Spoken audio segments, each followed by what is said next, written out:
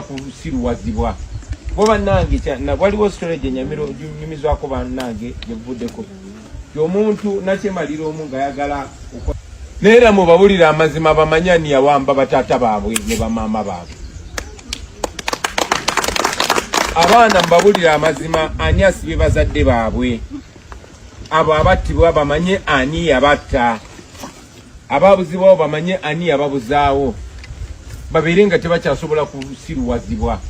Boba nange na waliwo nyumizwako bannange yevuddeko y'omuntu nakyemalira omu nga yagala okwakakanya abantu, yayita abajjeno be n'abagamba mujje mbalage b'osobola okunafuya abantu, n'obakakanya n'akwata enkoko n'agimanyuula ng'erumizibwa yonna n'agimanyuulako ebyoya ng'etonya n'omusaayi n'agiteekaawo naye n'agisuulirawo bukasooli nga terina kyakola n'egenda ng'ebojja bukasooli ng'emugoberera.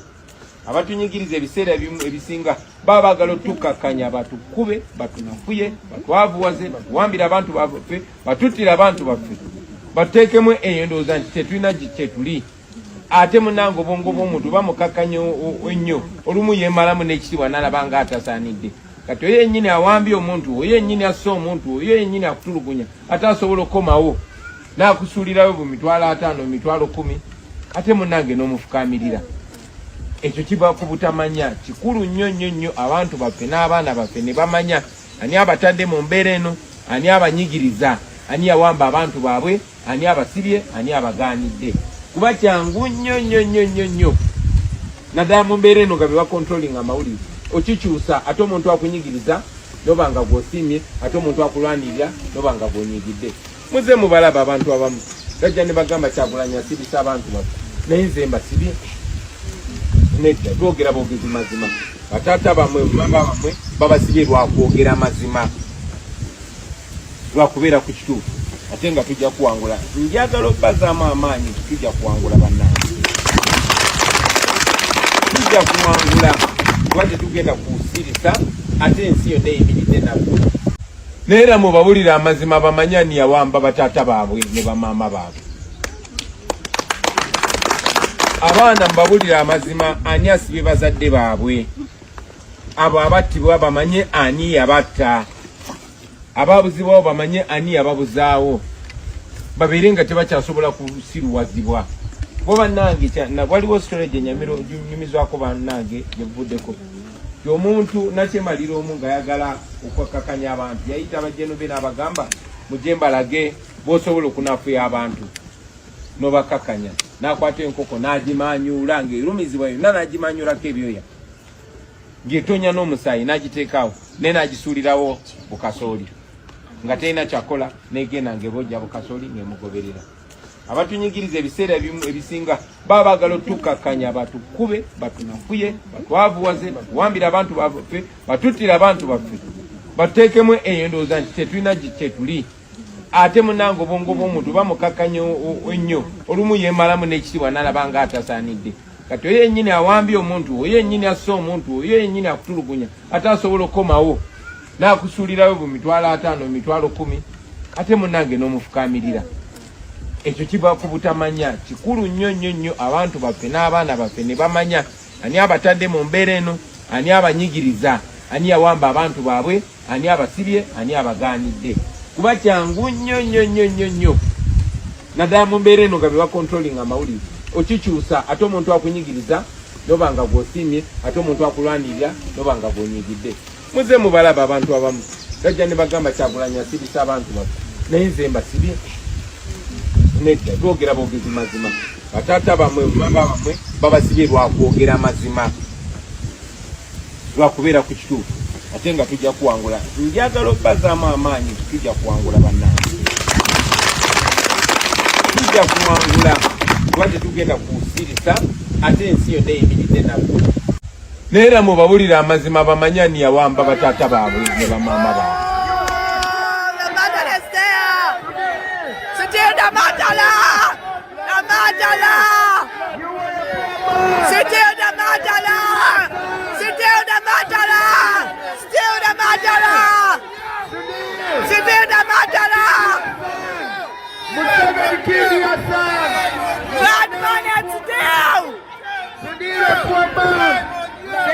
your son, Museveni.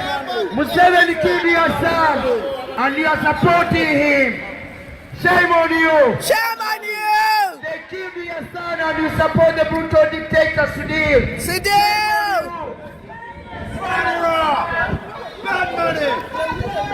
You see, I've never seen this man before, but as soon as I see his face, we just knew he was. Yeah. That is the man. That is the cab driver who is now a billionaire in Uganda. That's the man who have looted Uganda. That's the man who is torturing Ugandans. That's the man who is raping Ugandans. Still, a man who was a cab driver 20 years back in the UK is now a billionaire in Uganda. That is a man responsible for the suffering of the 47 million Ugandans. James, how are you liking my protest? This is UK. Are you hearing it clearly? James, can you confirm you can hear me? Actually, let me make you co-host so it's easy for you to pick up the mic anytime. James, do you hear me?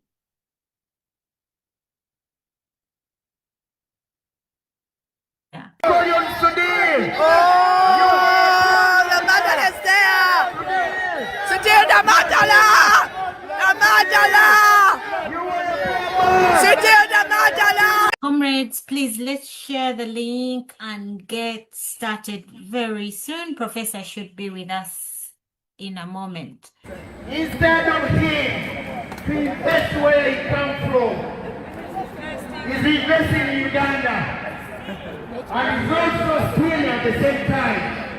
What kind of investment? I can ask the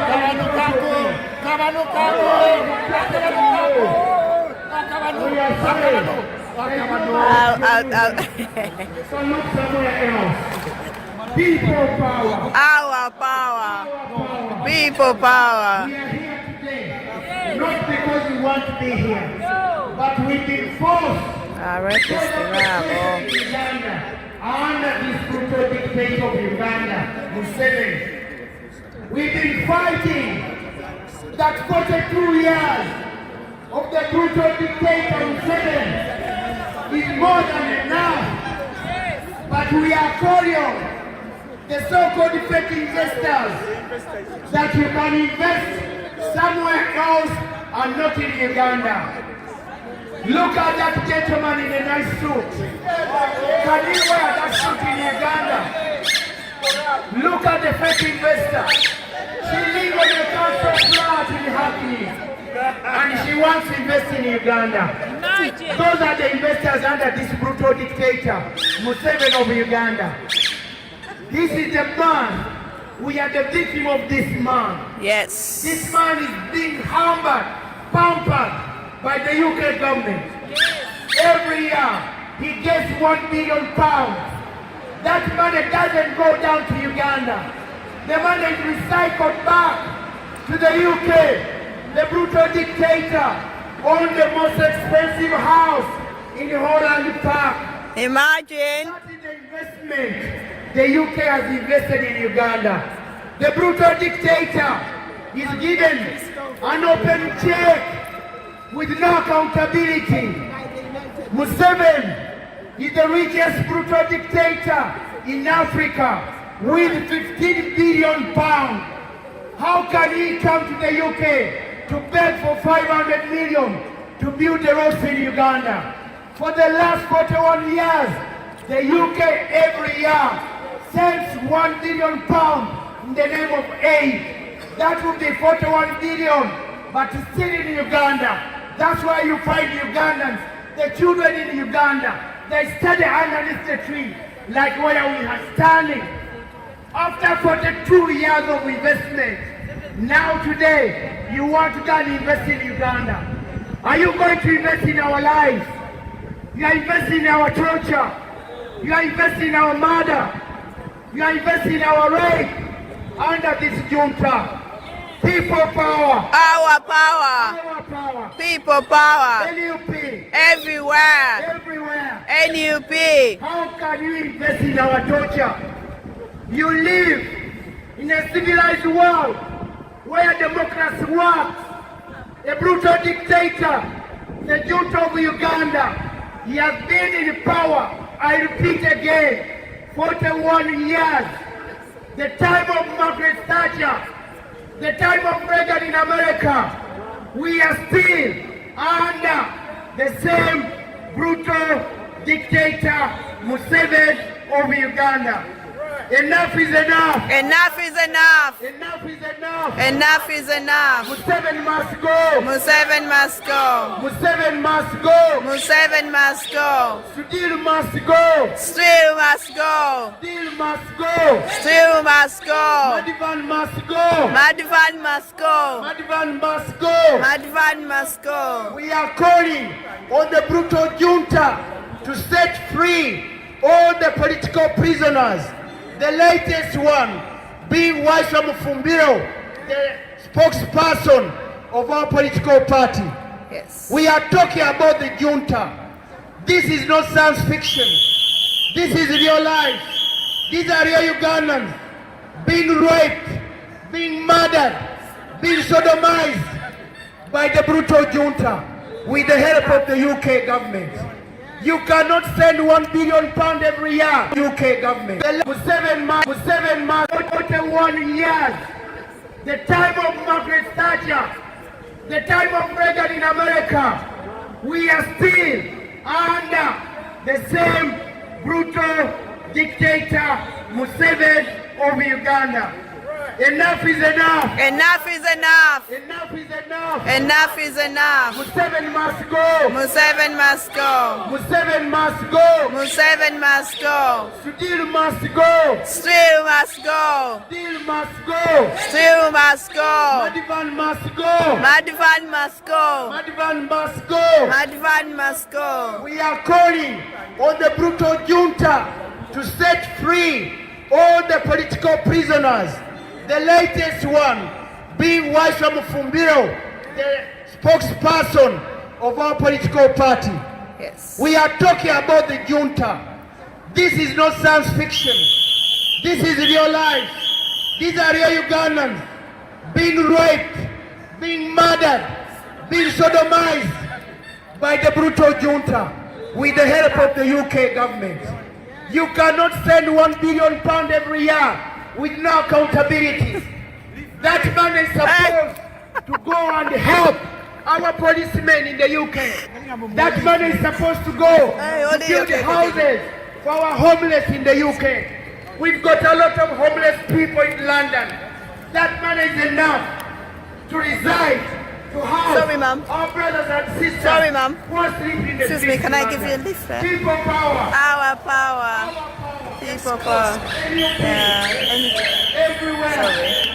I repeat again. Thank you so the much. person you see me holding, that's the brutal dictator of Uganda. He is the brutal dictator. Museveni.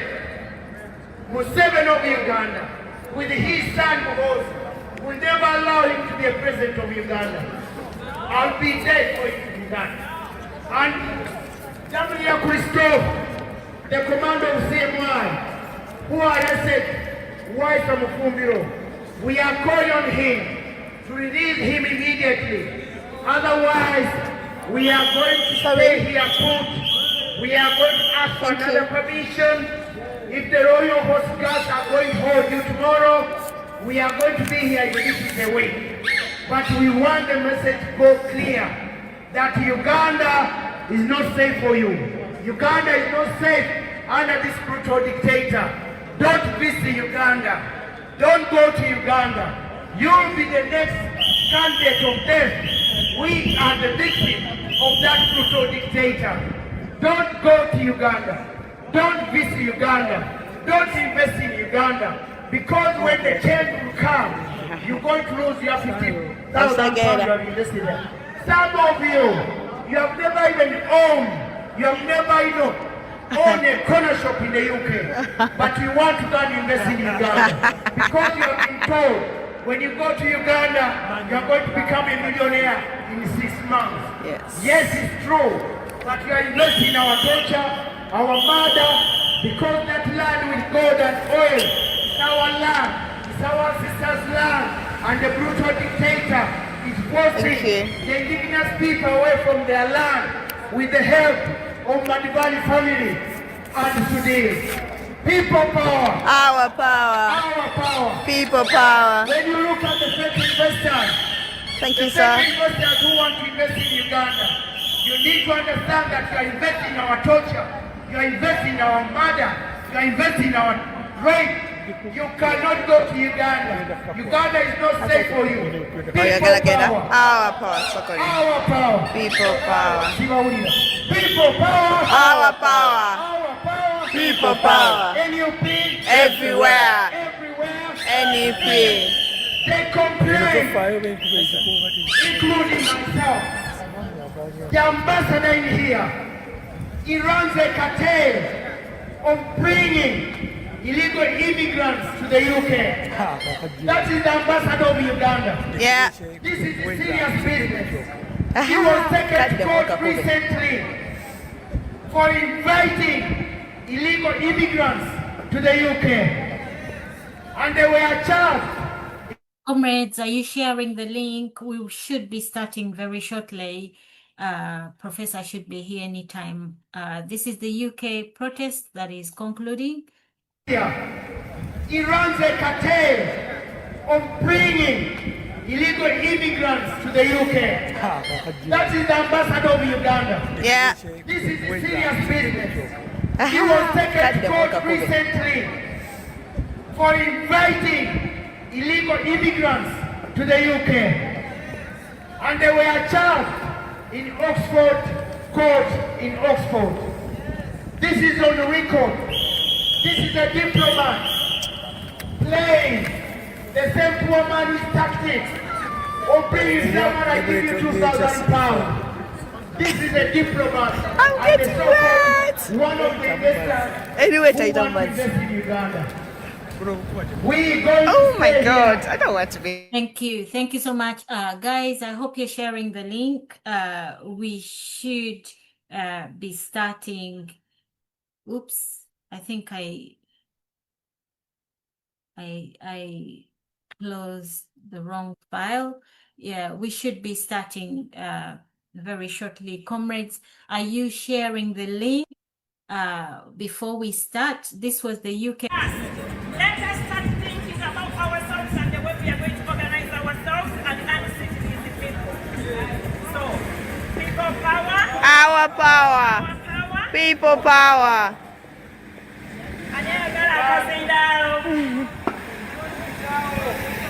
Today, Yes. where I can talk when I'm talking about my country, Uganda, I can talk for a whole week. I've got millions and millions of words with evidence. This innocent man, the post I'm holding in my hands, he has been in prison now coming to 1 year for wearing just a red beret. A red beret in Uganda means change. You can see all the posters here. These are human beings. These are Ugandans. These are moms. These are dads. These are brothers and sisters. They have been kidnapped and murdered by this brutal dictator, the junta of Uganda. None of them is alive. He has been in power for 42 years. He won't hand over power to his son. That is what they call democracy in Uganda under this brutal dictator. Under this brutal dictator, meant if you are arrested in Uganda, wearing the red beret I'm wearing, that's torture. Look at this corrupt detail. One of them, he is the one who works at the embassy. He's involved in selling Ugandan passport to foreigners. He just got in there. He's one of the diplomats. Because Uganda is a failed state under this brutal dictator Museveni, 42 years in power. We'll keep on saying the word. 42 years in power. The brutal junta of Uganda, Museveni, he has been in power for 42 years. The time of Reagan in America, the time of Margaret Thatcher in the UK, that is when he took over power. And he's still in power.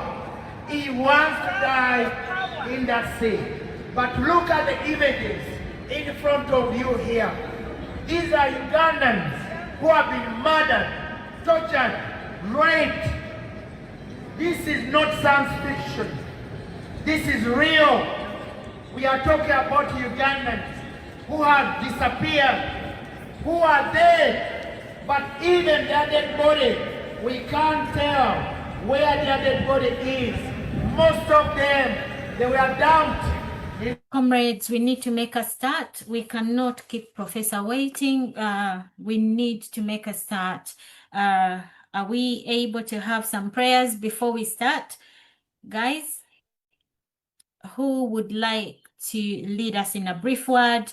And then we have Professor. Show of hands. Anybody? Somebody? Okay. Where are the prayer warriors? James, is it you going to pray today? Guys, you're dead quiet, eh? Calling on God and... Oh, can you hear me? James, could you confirm you can hear me?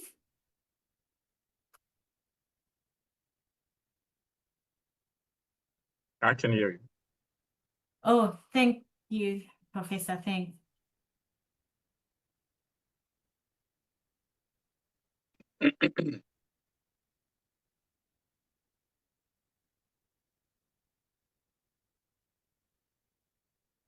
Okay, guys, omuntu akulwanirira we need nobanga to bwenyigidde have a muze mubalaba abantu abamu gajja ne bagamba Kyagulanyi asibisa abantu baffe naye nze mbasibye nedda twogera boogezi mazima bataata bamwe baba bamwe babasibye lwakwogera mazima lwakubeera ku kituufu ate nga tujja kuwangula njagala obbazaamu amaanyi tujja kuwangula bannange tujja kuwangula kuba tetugenda kusirisa ate ensi yonna eyimiridde nabwo neera mubabulira amazima bamanya ani yawamba bataata baabwe ne bamaama baabwe abaana mbabulira amazima ani asibye bazadde baabwe abo abattibwa bamanye ani yabatta ababuzibwawo bamanye ani yababuzaawo babeere nga tebakyasobola kusiruwazibwa bo bannange waliwo sitole gye nyumizwako bannange gyevuddeko omuntu nakyemalira omu nga yagala okwakakanya abantu yayita abajjeno be n'abagamba mujje mbalage b'osobola okunafuya abantu n'obakakanya n'akwata enkoko n'agimanyuula ng'erumizibwa yonna n'agimanyuulako ebyoya ng'etonya n'omusaayi n'agiteekaawo naye n'agisuulirawo bukasooli nga terina kyakola n'egenda ng'ebojja bukasooli ng'emugoberera abatunyigiriza ebiseera ebisinga baba baagala otukakanya batukube batunafuye batwavuwaze batuwambira abantu baffe batuttira abantu baffe batuteekemu eyo endowooza nti tetulina kyetuli ate munange obwongo bw'omuntu bamukakanya ennyo olumu yeemalamu n'ekitiibwa n'alaba nga atasaanidde kati oyo yennyini awambye omuntu oyo yennyini asse omuntu oyo yennyini akutulugunya ate asobola okukomawo n'akusuulirawo bu mitwalo 5 mitwalo 10 ate munange n'omufukaamirira ekyo kiva ku butamanya kikulu nnyo abantu baffe n'abaana baffe ne bamanya ani abatadde mu mbeera eno ani abanyigiriza ani yawamba abantu baabwe ani abasibye ani abagaanidde kuba kyangu nnyo naddala mu mbeera eno nga be bakontrolinga amawulire okikyusa ate omuntu akunyigiriza noba nga gw'osiimye ate omuntu akulwanirira noba nga gw'onyigidde muze mubalaba abantu abamu gajja ne bagamba Kyagulanyi asibisa abantu baffe naye nze mbasibye nedda twogera boogezi mazima bataata bamwe baba bamwe babasibye lwakwogera mazima lwakubeera ku kituufu ate nga tujja kuwangula njagala obbazaamu amaanyi tujja kuwangula bannange tujja kuwangula kuba tetugenda kusirisa ate ensi yonna eyimiridde nabwo neera mubabulira amazima bamanya ani yawamba bataata baabwe ne bamaama baabwe abaana mbabulira amazima ani asibye bazadde baabwe abo abattibwa bamanye ani yabatta ababuzibwawo bamanye ani yababuzaawo babeere nga tebakyasobola kusiruwazibwa bo bannange waliwo sitole gye nyumizwako bannange gyevuddeko omuntu nakyemalira omu nga yagala thanking you all for the ground protests and we continue to fight against the dictator. We've seen the ICC is, oh God, guys, I'm struggling with this feedback. Comrade James?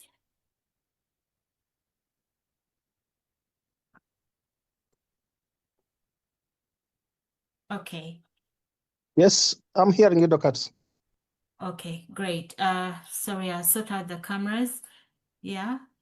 I can hear you very well. Oh, great. Thank you. Yeah, because Professor was hearing me, so I was worried that if it is just myself and Professor on here, then, you know, I just really wanted to carry each and every one of us here.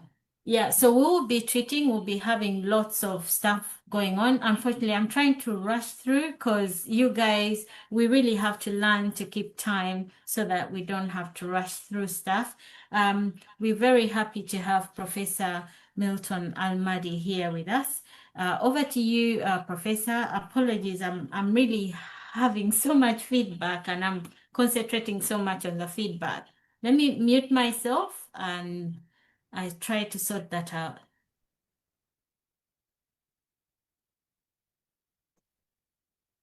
Okay, so should I start?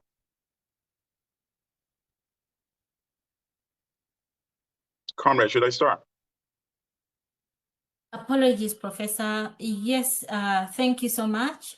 Okay, very good. So I'll try to keep it brief and then we can have a discussion as we normally do. All right, so sisters and brothers, comrades, fellow Ugandans, welcome to today's conversation. I really like it whenever I see scenes of protest. So that clip that was shown is very heartwarming to me because that is what we need to be doing.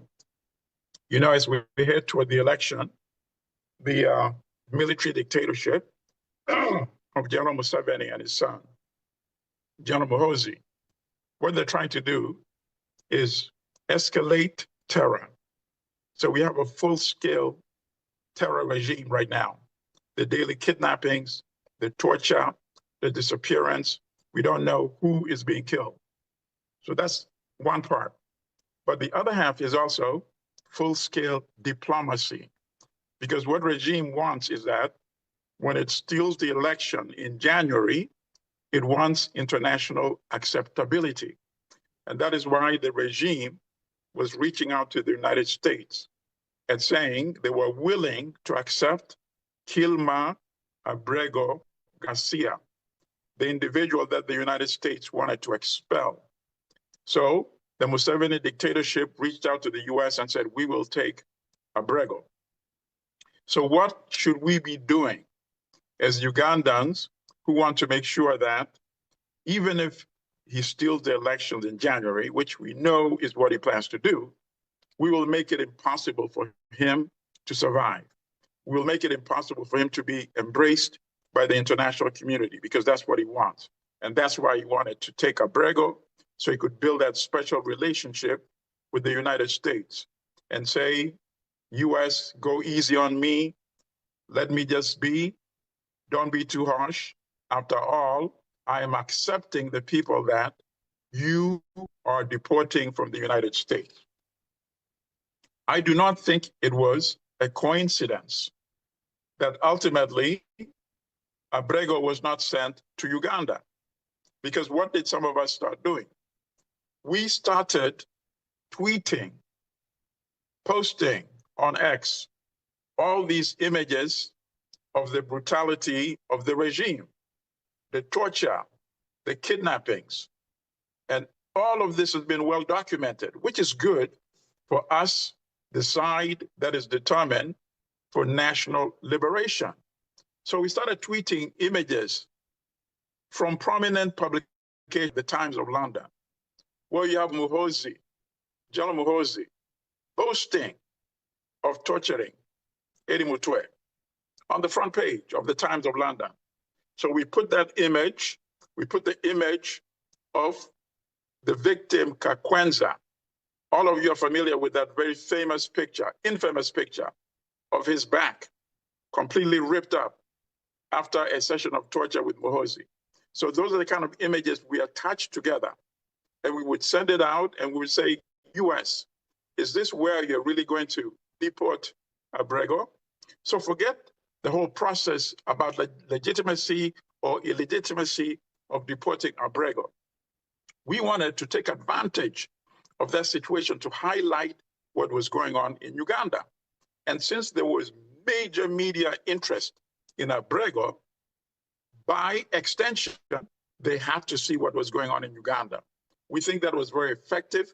We think that played a role in ultimately the United States deciding not to send Abrego to Uganda. And in the process of doing that over a period of 2 weeks or so, we got to highlight what dictator Museveni was doing in Uganda.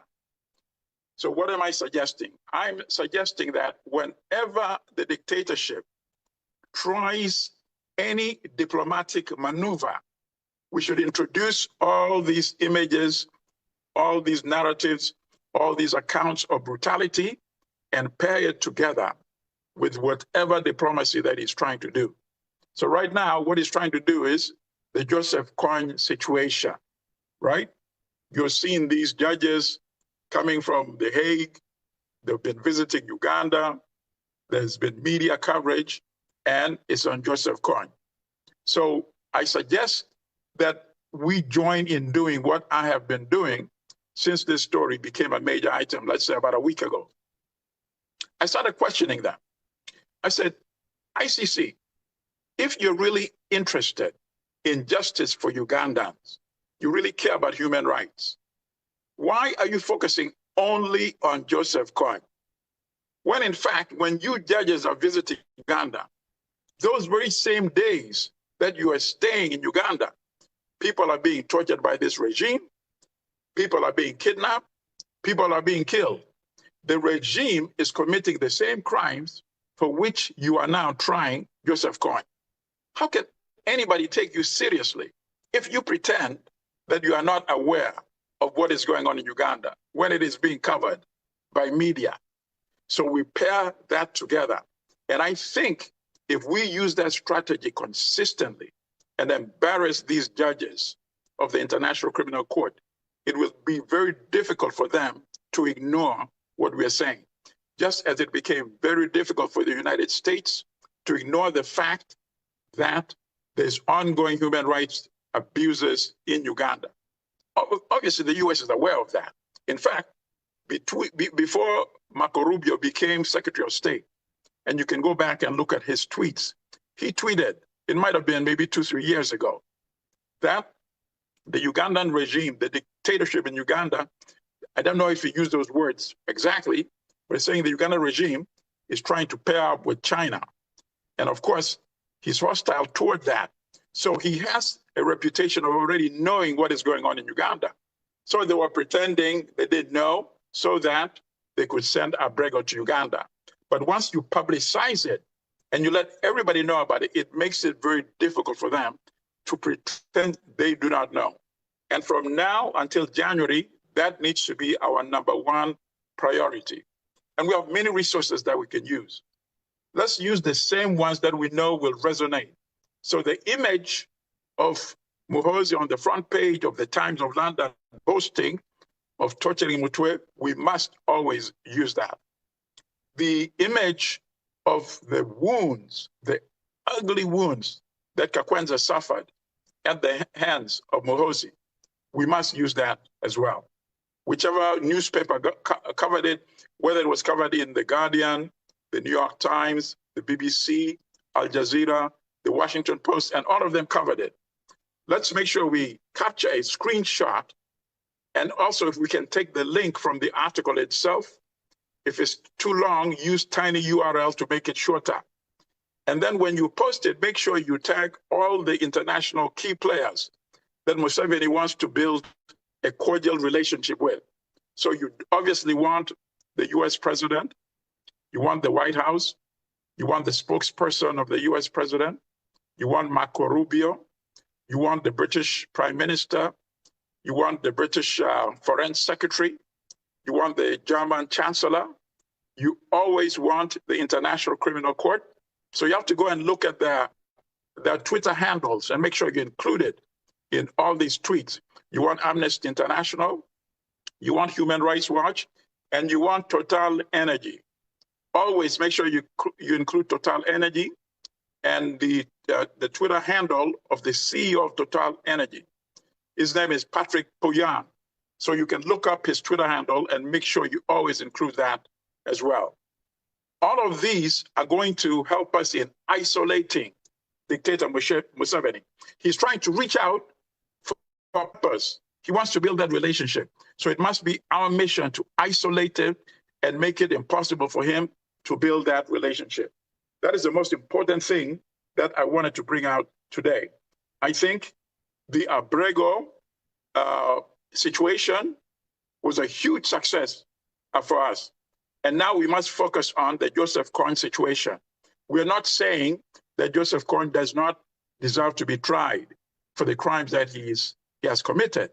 We should not say that, because then they're able to put you in a box and say, oh, you don't care about human rights for victims in Uganda. We're saying, no, in fact, we do care about human rights for victims in Uganda. That is why we're demanding that in addition to Joseph Kony, you must also indict Muhoozi, you must also indict Museveni, and try them not only for the historical crimes that they've committed, but the crimes that they continue to commit on a daily basis in Uganda. Otherwise, people will say, ICC, you're hypocrites. You really don't care about human rights at all. You're just fulfilling Museveni's public relations agenda. Whether you are planning it together or not, whether it's just a coincidence, it amounts to the same thing.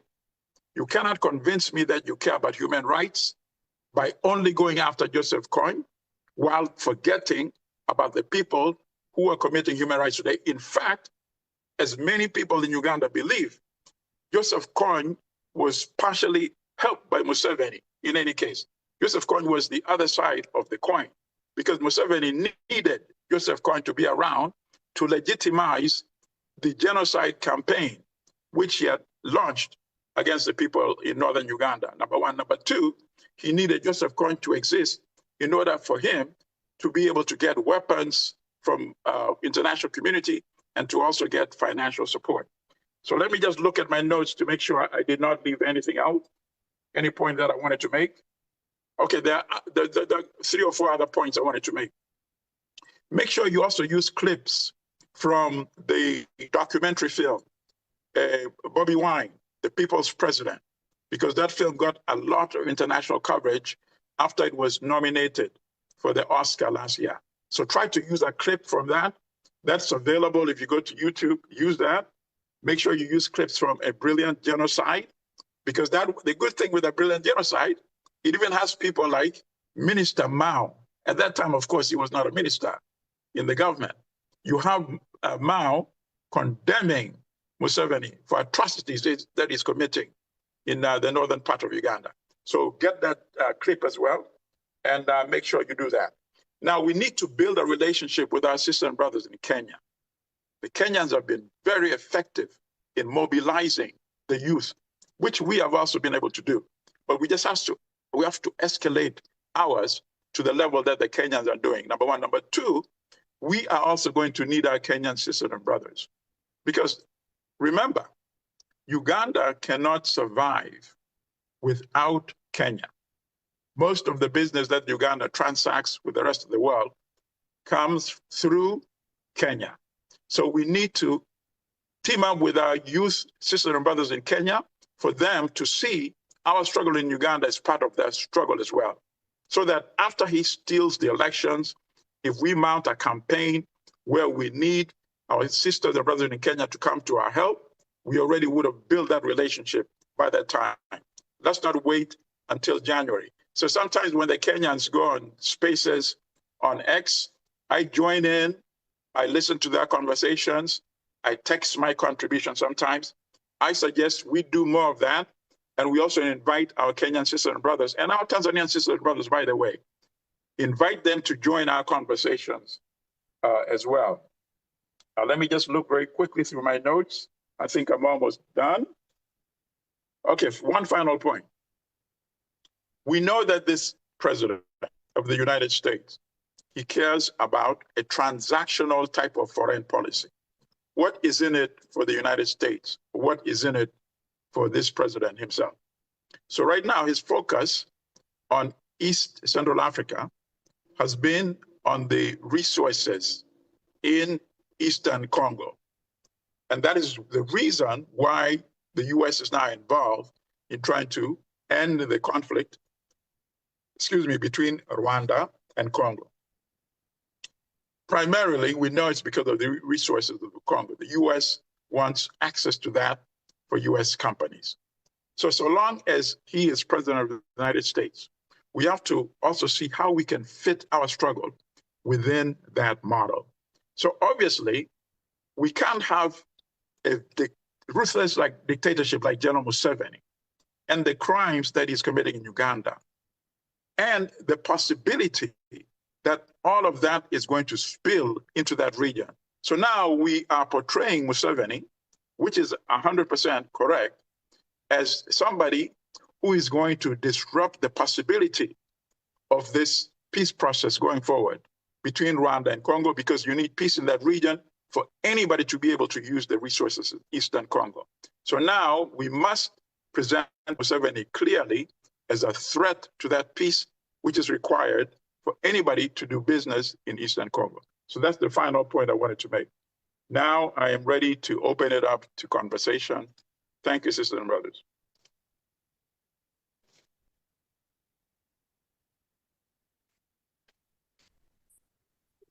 Thank you. Thank you so much, Professor. Guys, I hope you're sharing the meeting to our brothers and sisters so they can join. However, we are streaming live on Facebook. So if you see a message saying the meeting is going to the third party, don't fret, it's going to Facebook. Yes, guys, I hope you're tweeting. I was trying to do some tweets and sharing the page as Professor was going. Oh my God. Yeah. So I hope you guys are going to respond to the tweets. Yes, please fire away, guys. Your professor is here with us for a short time. Please do grab the mic and then let's have that conversation. Thank you.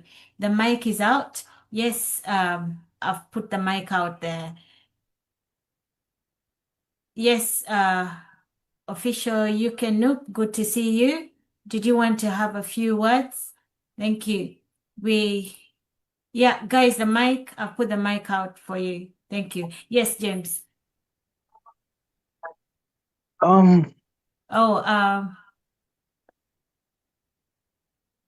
Yes. There you are.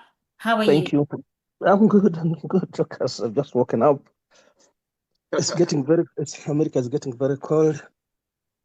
I was listening to Professor, and well, I think the verdict, if you went by social media, you could see that all Ugandans are telling you that Kony is Museveni.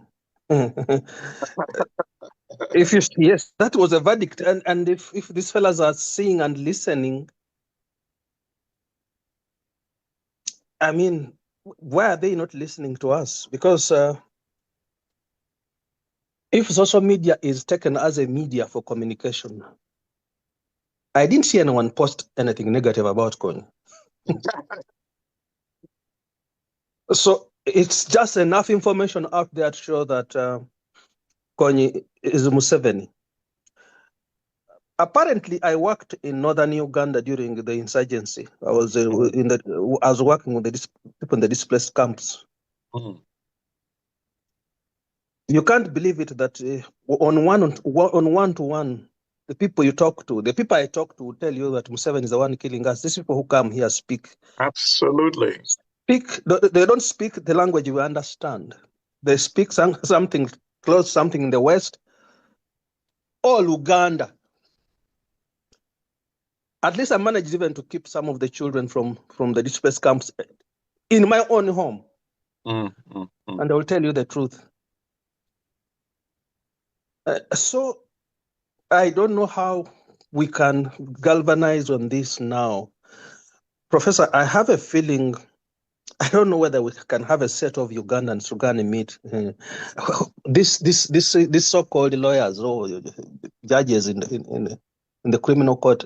Are they able to listen to us one-to-one, one-on-one? I mean, I'm just wondering if it is possible to have somebody to meet this and talk to them. And Professor, the other thing that an event that has occurred in America is the killing of this young man. It is a turning point that if Ugandans can take advantage, because for them one death has paralyzed America, and for us to tell them about death in Uganda, they don't listen. Right. They don't care. Actually, Professor, if you saw, I have been telling you this every day. The U.S. Embassy posts more about Uganda than they post about the U.S. here. The U.S. Embassy in Kampala is almost a PR, doing a PR for Uganda. They're in the north, they're everywhere. The U.S. ambassador almost acts like an RDC. And so in this tough moment right now, I think we need to stick out as Ugandans, because the verdict is very clear. Ugandans know who is killing. Long time since, you don't Absolutely. Even hear anything, but the atrocities are live and clear. The abductions are ongoing.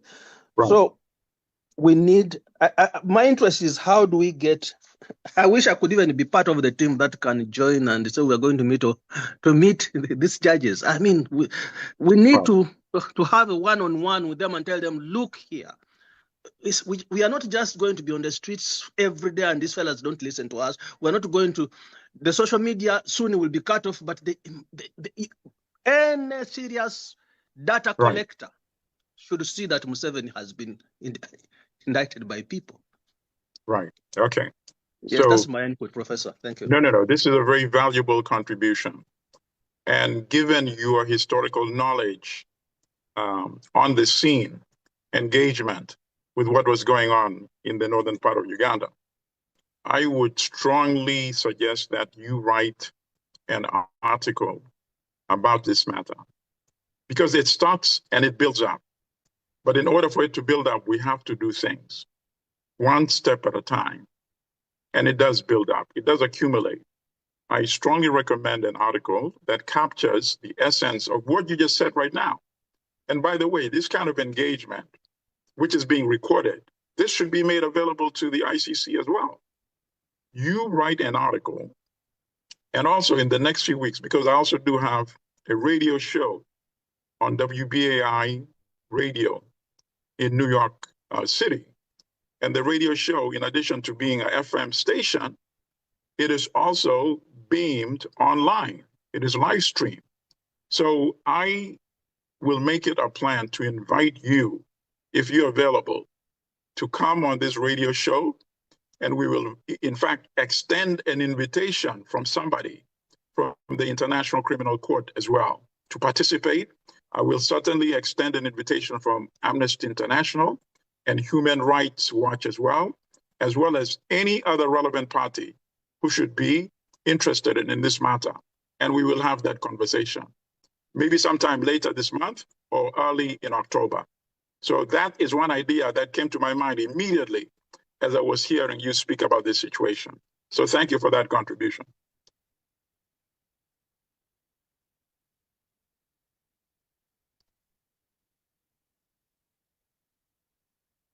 Dorcas, I think we're back to you. Mr. Demi, your mic. Yes, I was speaking in a muted. Okay, sorry. Hi, good afternoon. Definitely, Museveni and the Mohos, they are employing the intimidation. Sister Demi, we can't see you. Oh, can you see me now? Can you see me now? I clicked yes. Yeah. We can hear you. Well, definitely. I don't know if I have. Send it back. You need to accept. Okay. All right. Okay. Definitely, Museveni and his son and the government, they are employing intimidation. But I've got some suggestions to our side that if something has happened, we have to analyze and think where we have gone wrong, because so far we have got example to do with the Kasese, mass murder, and people they admit it. And now we've got this 2021 violation of human rights. That is second. And now we've got another one.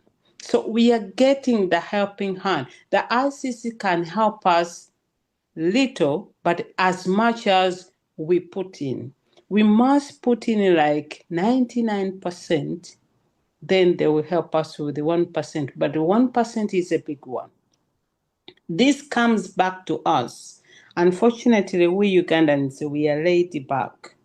We are expecting somebody to do it for us. I agree. But that is not the way how it works. So gets me back to my point. We must be learners quickly. There is a case study. We must be people to take our mentor. Unfortunately, now we need people like, I call them ringleader. We need people who are going to be on this case, like a sacrifice. You volunteer that you are going to hold this by a stronghold. Like I give an example, like Dr. James, you are doing the night shift, wherever night what. Somebody has got to start that you have got a tweet that you construct every day, you share with the Ugandans, and then Ugandans will just retreat because overwhelming works. We are very lucky that the government of Uganda was unreachable, untouchable, but they are on social media now. They read everything that you post and they take note. So it is going to come within us. Unfortunately, Ugandans, we've got a habit that we don't want to retreat others people's work for some reason we don't want to do. We are very, very stubborn. So it's going to take somebody with the tactic of reaching out with the people, doing a simple thing. Dorcas, you've been on this program for 4 years, and sometimes we are about 10, 12. You have never given up. So that one, consistency, perseverance should be there.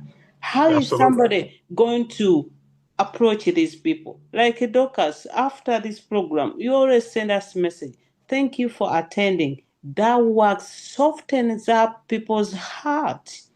It's going to put somebody there to put their lives on the line and say, listen, I'm going to share this message and ask people, please retreat. Please retreat. It's unfortunate that we need to be reminded every day, But if we don't get ourselves involved, ICC is not going to help us. I'm telling you, they are too busy. They have got no interest. You remember when we saw Miani Brack and Robert Mao and then Museveni, they went and met ICC.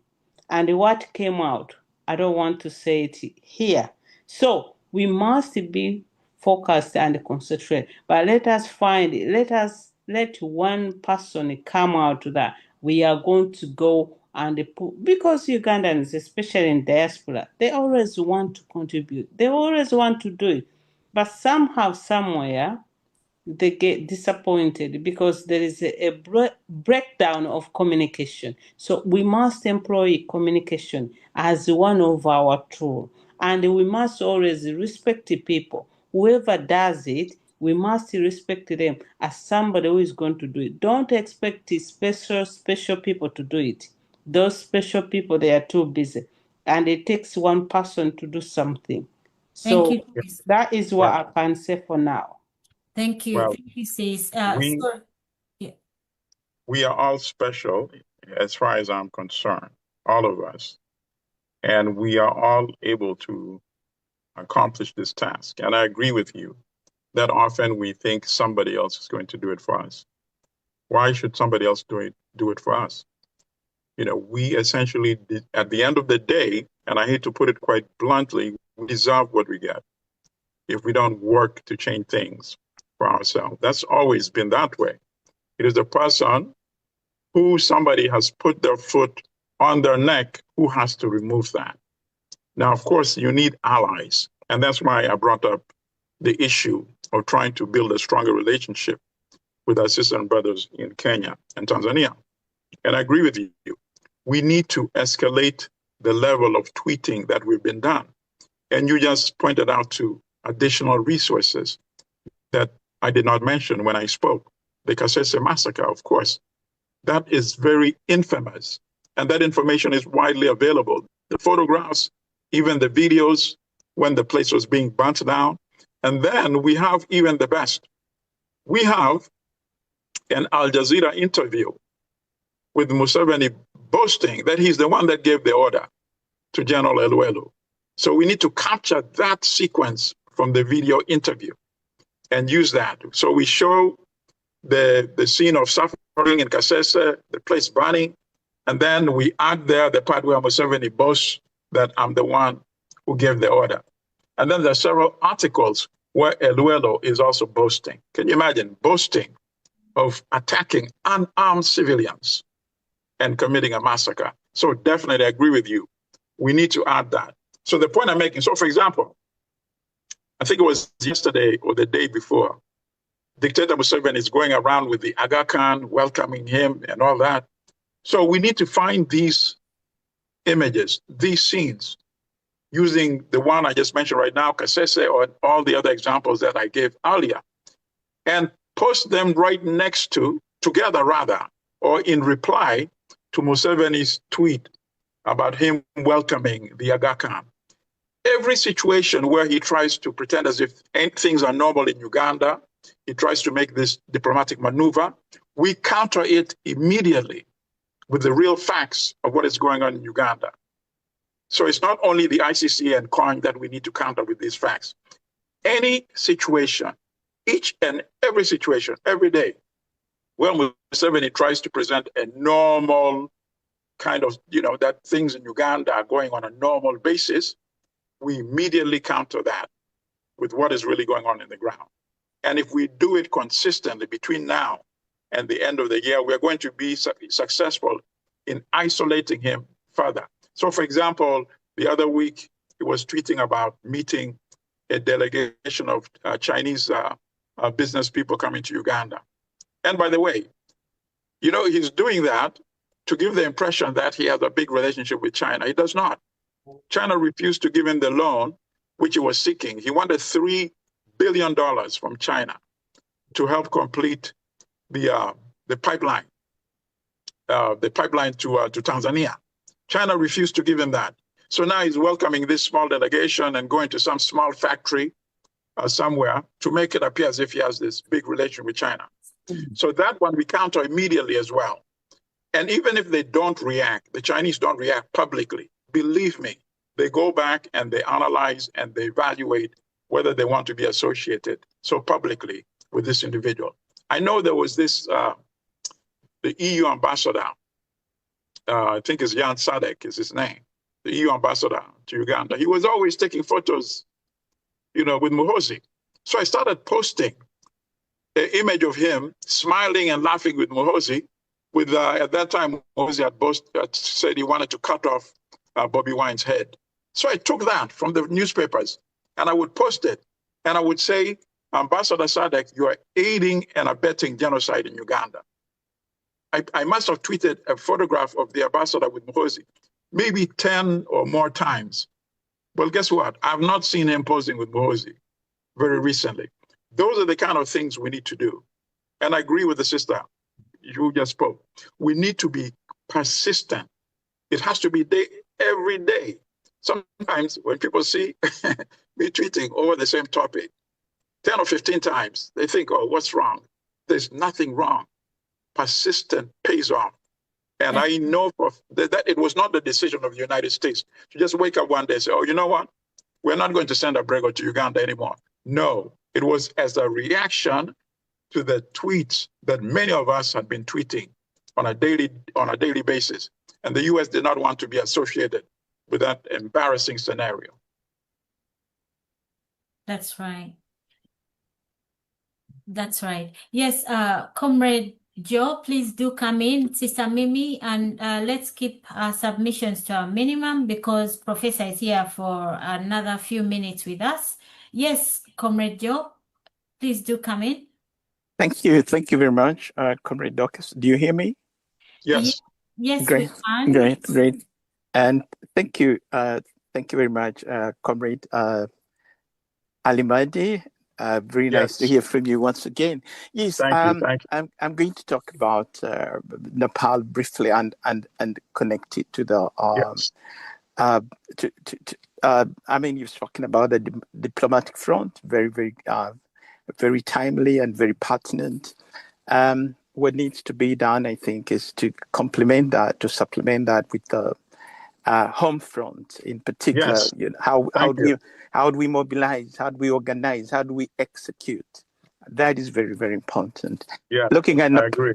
Looking at Nepal, there are very many parallels, whether we're talking about, the demographics of the youth who are the majority, who have been marginalized, excluded, and then we're looking at governance issues, lack of rule of law, gross human rights violations, rampant corruption, the very things that Uganda is also suffering from. Going forward, I think the strategy of having a regional kind of strategy is very, very important. And right now we're engaging our brothers from Kenya, our brothers from Tanzania. We believe that the kingpin of all these problems remains Museveni. Whether you're talking about South Sudan, DRC, Somalia, the whole region, the greater Lake region has been destabilized by this man who, to the contrary, is seen as the beacon of stability and hope, by the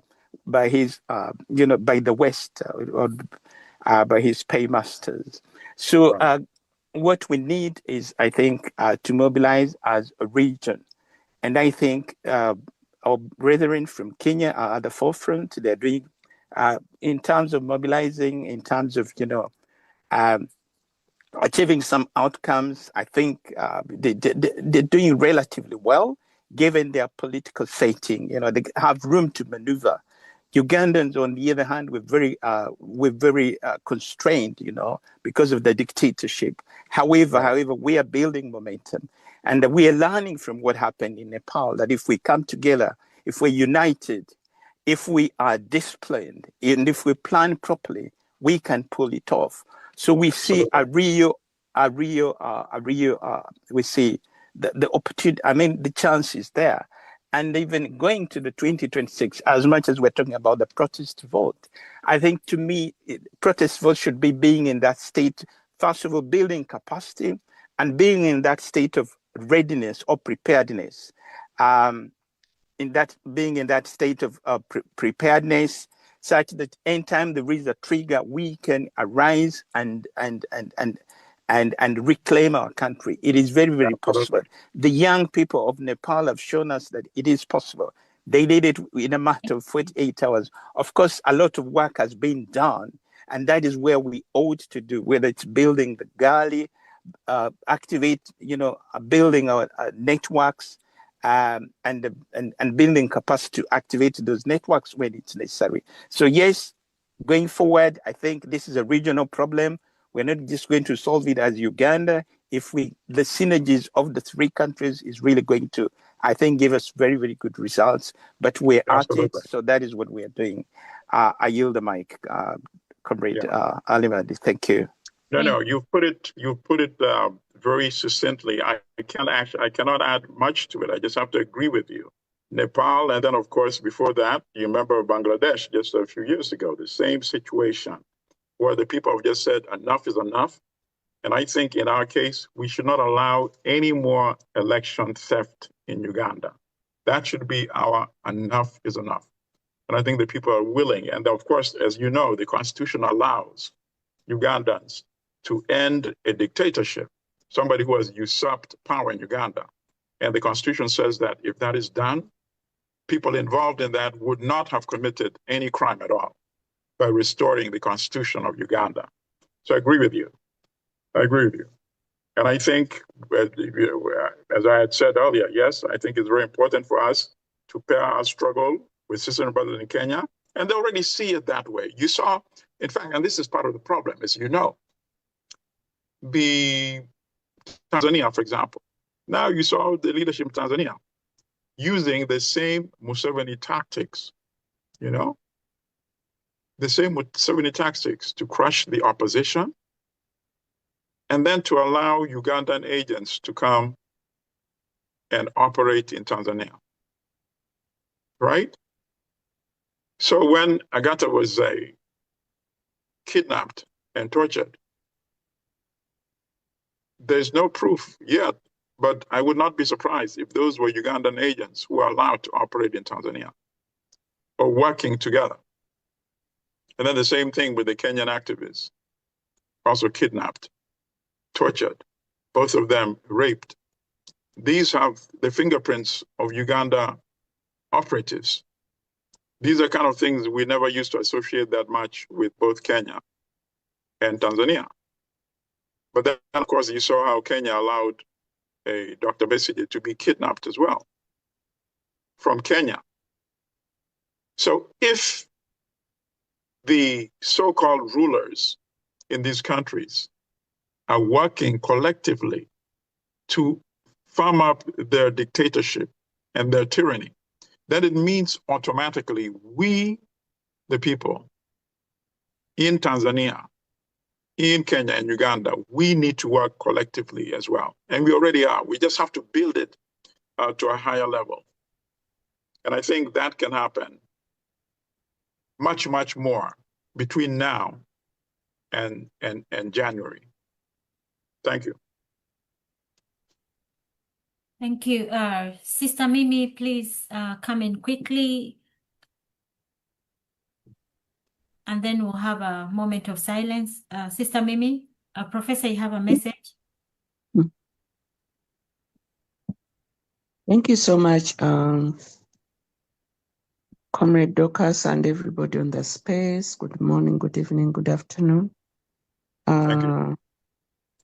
Yeah, and we just thank you, Professor. Unfortunately, I was a little late today, overslept, but very important topic you're talking about. And just adding to what everybody else is saying, I think one of the things we have a problem on our side as Uganda is, and I'll go back to, let's say, the Holocaust, is that whatever, I don't know how to pronounce that, Holocaust. Yes, How would we in this century have known about Holocaust if nobody never documented it? Correct. Or even nobody came and talked about it.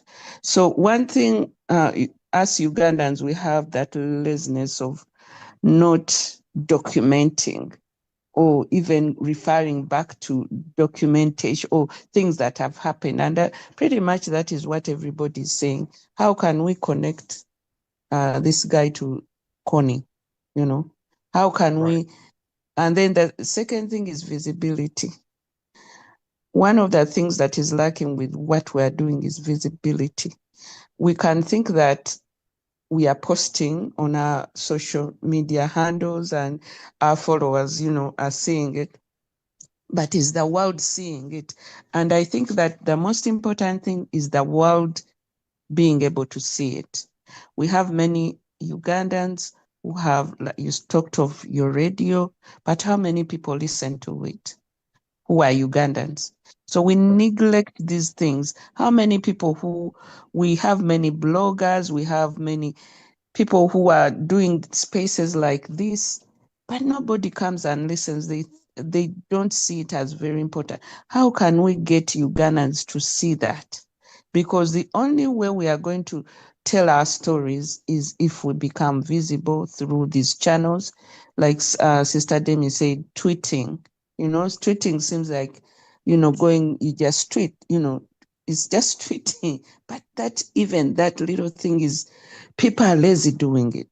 Posting, go and just share. And the system does itself and things happen. So how are we going to, these are the stories we should be telling. Like ICC came up, all this week, bloggers should have been on ICCs. those people who call themselves bloggers, those people who have broadcasts, and Right. these are the things we would have been talking about. But these Okay. things all go under the mat. Correct. And they become, how are we going to make these things visible? How is ICC going to pay attention to our case or the things we're saying if they are not visible? How would have we known Nepal? But how many times have we done protest? How far have our protests gone? Has anybody even seen, has America seen it? As nobody. That's why I'm saying that we have to do things differently. We have to learn diplomacy. We have to do media. How can we maximize using media? We have to make our leaders, even including Mr. Chagwan, to understand that diplomacy is very important. Not only in Europe, not only in USA, but even in Africa. If you're not connecting diplomatically with other nations, then the thing is going to just remain in Ugandans, us, that Mr. Chagulani came and everybody came and we shared, people crowding around him, and that only goes to our followers. Nobody even knows Mr. Chagulani came in the USA or in Europe. Does people know about it? Do the Americans know about it? So we have to start putting that sense of urgency of documenting diplomacy and media visibility. Thank you so much. Okay, so Sister Mimi, I agree with all of the points you made, but my assessment is a little more positive in the sense that I think we should not underestimate our impact. You should ask yourself, why has the oil pipeline not been funded? The oil pipeline has not been funded because of the protests that Ugandans have been involved in. And the protests that Ugandans became involved in was then paired with friends of Uganda, people who may be concerned for different reasons. So us as Ugandans, we may be concerned more for human rights purposes, and the other people may be concerned much more for the destruction of the environment and the ecology. Nonetheless, that had an impact. Uganda was not able to get the insurance coverage that it needed for the pipeline. It was not been able to get enough financing to complete the pipeline, because people then start reading about what else is going on in Uganda. And that's why I said, we need to be very strategic in leveraging opportunities. And that's where I agree with you that we have not maximized leveraging opportunities. So Abrego, for example, right? Somebody said, okay, Abrego being sent potential to Uganda, why is this a big opportunity for us? This is a big opportunity because you are sending somebody to a place where daily the regime is kidnapping and torturing people. So of course, American media are going to be interested in that. Oh, really? Is this really going on in Uganda? Then they start reading and they say, wait a minute, there's no way can we send Abrego, even people who may want him not to be in the United States, when they start reading about what Muhoozi is boasting about. And of course, Muhoozi cannot boast and continue to be commander of the army without senior dictator's approval, you see?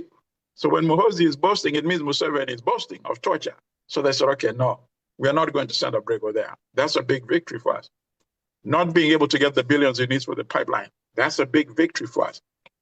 Now, in terms of documentation, I also agree with you. Sometimes, in fact, outsiders have been able to do a better job. Sometimes because it's easier for them to get around in Uganda, sometimes because they have more access to resources. So, for example, that's why I mentioned earlier, if anybody has not yet watched A Brilliant Genocide, please go on YouTube and watch that documentary made by this young Australian filmmaker. You know, in fact, she started out because she has a global campaign to give bicycles free around the world. So she selected Uganda as one of the countries.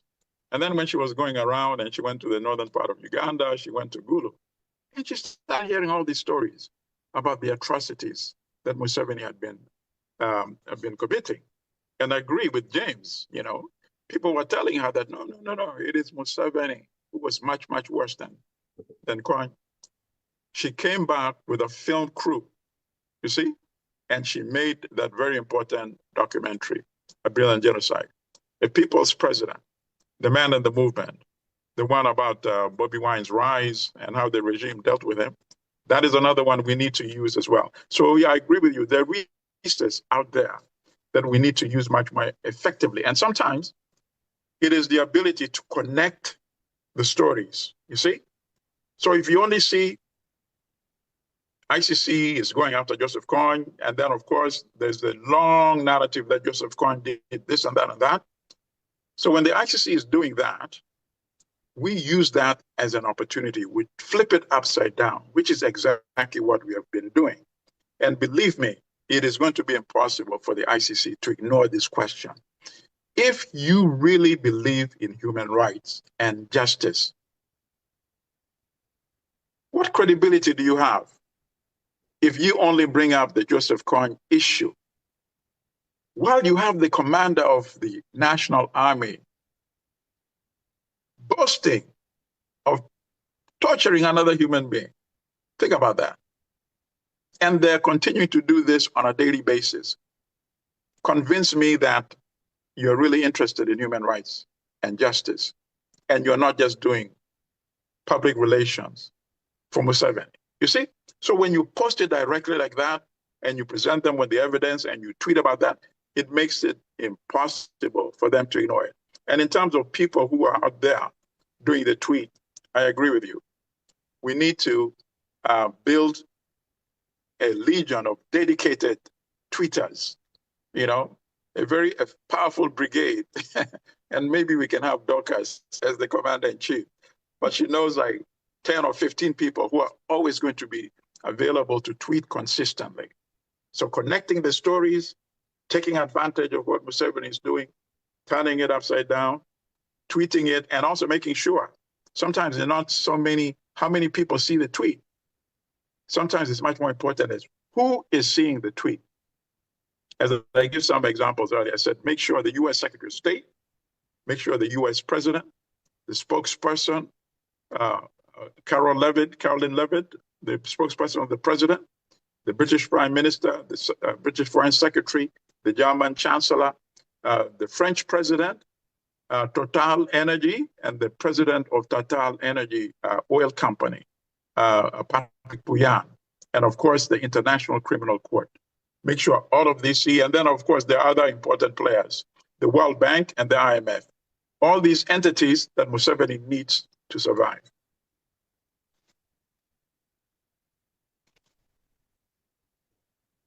I think you're muted, Sister Dorcas. Thank you. Thank you so much, Professor. Yes, I was trying to put a few tweets out so that because we take action on this platform, I sort of wanted to demonstrate what you're telling us to do. So Professor says we should bring receipts, okay, evidence. Let us attach our evidence, respond to tweets, and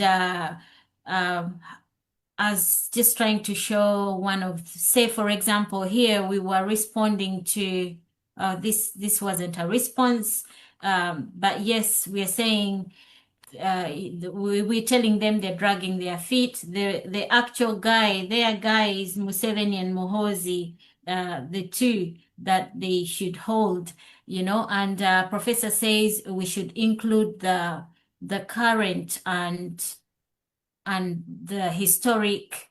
I think we just, yeah. So Professor says attach evidence, and also we've forgotten the children or the child soldiers. We've got to include all those images, all those. Absolutely. Let us put the Kasese, everything, Luero. You know, he's killed so many people, and we cannot be silent. Yeah. So on this, we're saying the ICC acted swiftly to indict Putin. Now it's time for justice in Uganda. Let them indict Museveni and his son for their historic and current crimes against humanity in Uganda. The world is watching. Professor, I forgot some of, I'll have to go back to your message, but I think you mentioned State Department. Could you please? Absolutely. Marco Rubio, the Secretary of State. And also, of course, all the publications, the major international publications, The Guardian, the BBC, the Washington Post, the New York Times, Al Jazeera, DW, which is Deutsche Welle, all of these guys, we need to also include them. We will. Yes, guys, Professor has a limited time with us, and I can stay here for 6 more minutes, so 10, 20. Yes, so I will roll the mic to you guys who want to have a minute. Muj Martin, there you are. Comrade Mugisha, I see you there. Thanking you so much. They normally do the night shift on Twitter, always speaking throughout the night. Comrades, the mic is yours. Grab it, a minute or so. Comrade Mugisha, are you available? General Madways? Robert, the mic is, guys, who is unmuted? I can't. Okay, yes. Yeah, can I say something? And thank you so much for the demonstration, Robert. Yes. Good afternoon, good morning, good evening, wherever you are. Hello. Thank you so much for the time you're giving. I mean, people like you offering your time and use your platforms. Many people have these kind of different platforms, but it's a shame that we don't utilize them. As you highlighted, we do the demos, fair enough, but it's normally actually the placards, the banners, because even I myself, at times when you listen, you can't hear what people are saying, but you read the banners. So it's very important, very, very important, so that somebody can read this. The more we expose this, the more we're going to create a scenario whereby we are restricting their movements. Like Museveni, he cannot move. Very soon he won't be able to go to his toilets, leave alone moving around in the country. Now, if they see you collaborating with a character like Museveni, and yesterday we had placards of people bleeding, people being slaughtered, shootings everywhere, that's going to show a tainted image. They're going to walk away from him like a virus. So the more we use the social media, and like I keep telling people, it's in your bedroom, in your bathroom. You just send the text. Maybe we might organize a situation whereby we have a tutorial of tweeting lessons so that people understand exactly what needs to be done. Because right now, social media is the biggest weapon that is decimating his existence. Right. Thank you. No, I agree with you. Think about it. When even the US now, they're trying to suppress it. It shows you how much power it really has. Epstein files know how much power it has, right? Epstein files are killing him right now. No, really, I agree with you. We need to have regular training. Even in the armed forces, they do regular exercises, right? Regular training. So in fact, this is like our really armed forces to counter the regime's bullets. You know, our bullets are the words that we use, the narratives that we craft, the connections that we show. As I said in the beginning, just keep this in mind. Anytime he tries diplomacy, we connect the atrocities, pair them together. Diplomacy, very quickly we rush in with his atrocities. Every day. The mere fact that he tries to present a persona of normalcy means he knows that he has to present that false narrative. So it is our mission to correct that false narrative. And we have to do it on a daily basis. You can't say because I did it today, oh, let me take another week before I do it again. In the social media space, it does not work that way. It has to be daily, sometimes even multiple times a day, so that by January, the world truly knows Museveni and Muhoozi for what they truly are. Thank you. Comrade John, Comrade Wansalo, please do come in. Oops, sorry, muted you in error. Yes, Dorcas, I want to thank you for this platform. Thank you. And yeah, Professor, I've listened to your words. I've listened to Demi. I've listened to Mimi. All contributions are very encouraging. Yeah, but I want also to add on to Professor's word towards Mimi. We are dealing with an entrenched dictator of 40 years. And this dictator, when he came, the project was Uganda. But what we have now is Museveni is the project. Museveni has captured everything. So for us to get ourselves out of captivity, we have to use peaceful means, because if we use the first means, for example, like taking up arms, we shall be breeding another dictator. So I want to encourage but Mimi. nobody has discussed that here today. No. I don't think anybody has. I'm just let me build up my point. I want to encourage Mimi that even sitting on this platform, she's really doing a lot. Having an engagement with all people here on the platform, she's contributing towards the liberation of Uganda. I want to continue encouraging her that whatever little you put in, it contributes too much. It contributes towards the struggle. And diplomacy, our president goes closed doors. There's a lot of diplomacy going on. It cannot be brought into public, but there's a lot of diplomacy going on. And with the foot soldiers who sit on Twitter, who sit on Facebook, who sit on such platforms, it does a great deal. So I want to encourage everybody, whatever you are doing, continue doing it. We shall get rid of this dictator. That's all I have to say. Oh, definitely. I have no doubt about that. In fact, even the dictator knows that his time is up, and his problem is that he does not have an exit strategy for now. Although he does have that private plane, and it could go in any direction, at the right time. But yeah, so thank you for reinforcing the importance of all of us participating. Sometimes we underestimate our value. Museveni wanted to build an oil pipeline. To him, that was, in fact, he was calling it my oil, my oil, my oil. Well, before it becomes the oil, you need to get it outside the country and to be shipped overseas. That's why I keep every conversation I join, I always bring Total and the CEO of Total. Tie Total very tightly with Museveni's massacres, Museveni's kidnapping, Museveni's torture, and make it impossible for the board of directors for Total to complete this operation. And that will just ground him, because now he's not getting the $1 billion that he used to get from the United States on an annual basis. So he's under much more economic duress than people actually realize. And he's trying to get money from the Gulf states and the other countries in that region, but they're also not incompetent. In fact, you see them now dealing much more than with Rwanda and Kagame. So Rwanda, even with all the issues that it faces, they see that as a much more stable environment than Uganda under Museveni, even with all the oil that Uganda has. So we need to continue our efforts. In fact, I am much more encouraged than discouraged every time we have this conversation.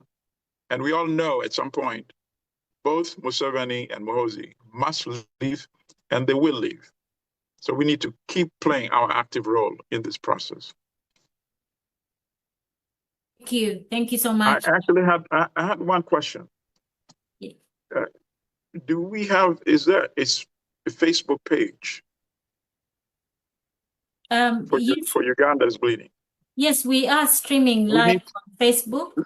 No. Do we have a dedicated Facebook page where people can go and see the past conversations posted? They can see. Yeah. Okay. It is. We need to promote that as well. That's very important. And when we have those flyers in the protest, for example, we need to have the information about that Facebook page as well. So if somebody's just taking a photograph of the flyer, they can then look, okay, I can go online later on and do that. Yes, it is live. Yes, Professor, I hope you have one more hand. And guys, those of you that are joining us for the first time, just reminding you, Professor is one of key diaspora leaders. He's actually worked so hard as a professor of African studies, and he's the author of Manufacturing Hate. How Africa was demonized in the Western media, publisher of Black Star News, and of course, a human rights activist. Yes, Professor, I hope you do have time for one more hand. Yes, of course. Absolutely. Thank you. Thank you so much. Muj, please be brief, and then we can let Professor go. Yes, Muj. Okay, that's Moki. Moki, you have just a minute, please, and then we go to Muj, and then we roll to Professor. And yes, Moki. Yeah, thank you. Thank you for this opportunity. Professor, I greet you from the state of Mombasa, right out from Kenya. Great, great. I was happy that you noticed that Kenya has a bigger purpose in this revolution. Yes. And for a long time, it's my calling. I've been telling these colleagues of ours on the same platform that if we fail to build this Kenya, we're going to fail to build a strong security for the refugees in Uganda. And I always remind our people that during the first revolution, that was Free Bobi Wine from the northern Uganda, it was started in Kenya. And I also still remind these people that we should build a strong refugee. We should build a strong tower, for the people who are ready to pour their blood, so that if they know we are doing this, we have somewhere we can run to that is safer, just as it has been done. For reference, like people like Kolera, many people have been here. So I would like us to energize this struggle by keeping this point so strong so that we can make our people safe. And those who are sacrificing themselves, they should know that they have somewhere. Because when I reflect to the late Marinos, a lot of problems occurred to her while she was in a camp. But if we make this bigger and stronger, that we know we have a community, that community is watched, the electorate watched, and it's a communal duty to watch us.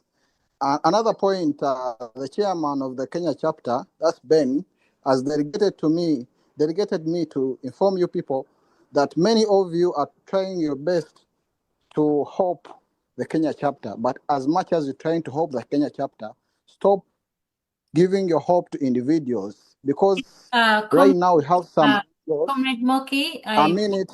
Are you in a hurry? Let me conclude. Yeah. Doctor, sometimes when you interrupt us, we forget what you're going to say. We try as much as we. Specific topic, comrade. This is a discussion for next week. Okay. Brother, go ahead.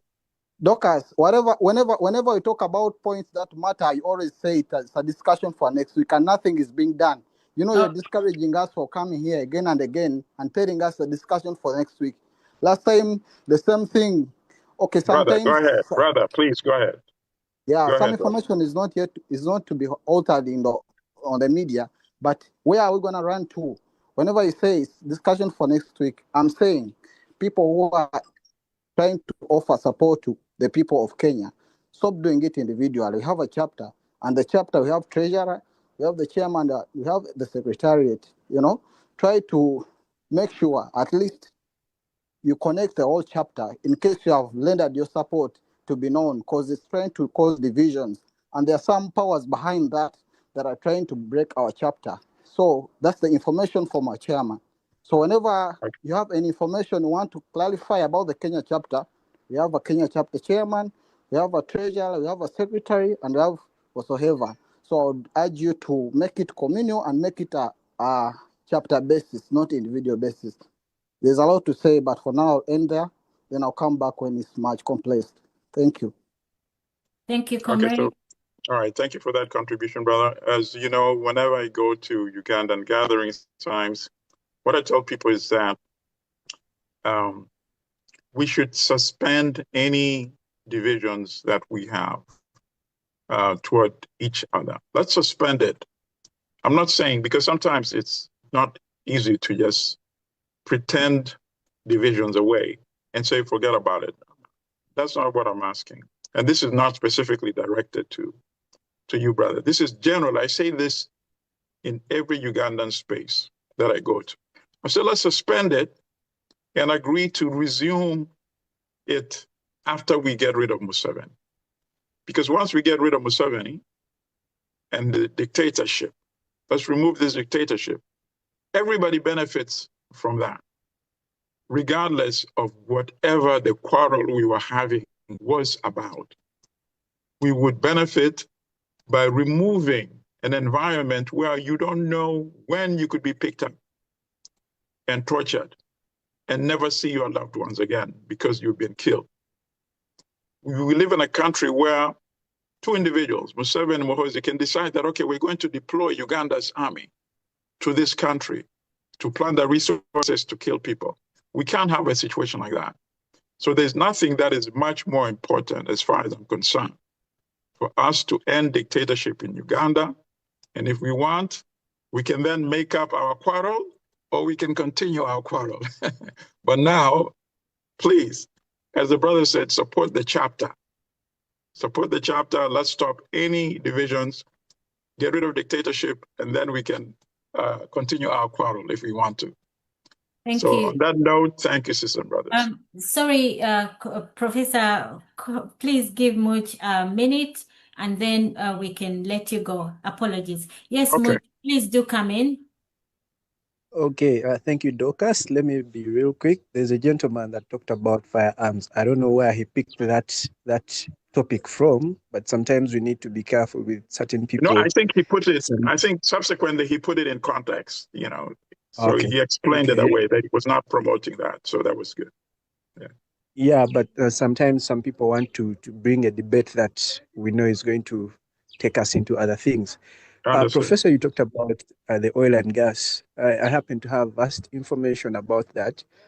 I don't know if you are aware that Mark Dermott, an American company, was there until last year at the pipeline, especially at the CPF area, the Central Processing Facility. Interesting. And now they got another contractor, which is Sinopec. It's also Chinese, and it's the one now in the construction. So as we targeting Total, also don't forget to target those other companies as well, because okay, very good. And if you don't mind, could you share that information also with Dorcas so she can share it with me? After, no problem. Yes. Yes. So as we target those big companies, we should also look at such companies that for the Chinese, Sinopec, and then Sinok as well. Very good. So that's briefly about that. Then still about the oil. People shouldn't be diverted that the oil is only in the Albertine region of Bulisa. It goes even up to Pakwach. Yes, absolutely. Thank you for sharing that, right. Okay. Now, back to what we're supposed to do. Where we were discussing about retweeting, tagging, and posting. I think this is something we can do even if we're just 20 people and we have those images of what the dictator has done in the past. I think if we tag all those bodies, even Vatican, don't ignore it, because Vatican has an embassy in Uganda, in Imbuya. So we need to make sure we use every opportunity available at us. Retweet. And comrades, when you see that a colleague is tweeting about something that adds value to the cause, please do the same. Retweet it, because we need the message to be out there. And then when we are mobilizing for the revolution, like the whole world should be ablaze, because something happened in the past week that perhaps most of the people are ignoring. The dictator's son met with the head of UCC.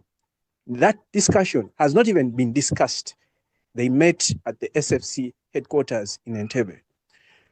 Whatever they discussed from there, they're trying to find ways of how they are going to control social media. Correct. And also how they're going to control the internet. And this is how UCC is going to influence. They will talk to the network companies, they'll talk to Airtel, they'll talk to MDN, and maybe they'll even tell them to reveal data privacy. So these are things we need to really bring out to And our preempt, people, right. and then also do now, so that we just don't wait for next year, because between now and next year, we don't know what they're capable of doing. They might even switch off the whole internet. I mean, prior to that. Thank you. Right. Thank you. Thank Okay, you. very good. Thank you for your you. contribution. Thank you. Thank you so much, Martin. And I actually wanted to Moki, well, apologies if you misunderstood. I said it last week as well. I would like to let each and everyone know that this is a Zoom that is meant to lift each or carry along each and every Ugandan. It is not in existence only to discuss national unity platform matters. We are all Ugandans, regardless of our religions, of our parties. So simply saying that, brother, there's some things we can discuss off air, and I'll pass on the message. You have a message in the chat, so apologies if you feel you were being told to shut up. That wasn't the plan, but I've been saying this is a Ugandan meeting. It is being streamed to Facebook, and we are open speaking to all Ugandans. Let us realize the situation is dire, and we have to fight as one to reclaim our nation. Yes, thanking you so much, Professor, for your time. You've given us extra. Absolutely. Oh my God. Yes. I look forward to our next conversation. I'm always willing, and I know that we will succeed. As the late Samora used to say, a luta continua until victory. And we will have that in Uganda as well. So goodbye, sisters and brothers. Stay well and remain united. And then after the dictatorship is gone, we can continue any quarrel we have. Thank you. We'll just be dancing and jubilating. Thank you. Thank you so much, Professor. Have a good weekend. Thank you. Okay, thank you. Thanks. Guys, let's observe a moment of silence, and then we carry on with the discussion. Thank you. I will put a clip up for us to observe that moment of silence, and then we conclude the meeting. Right. This was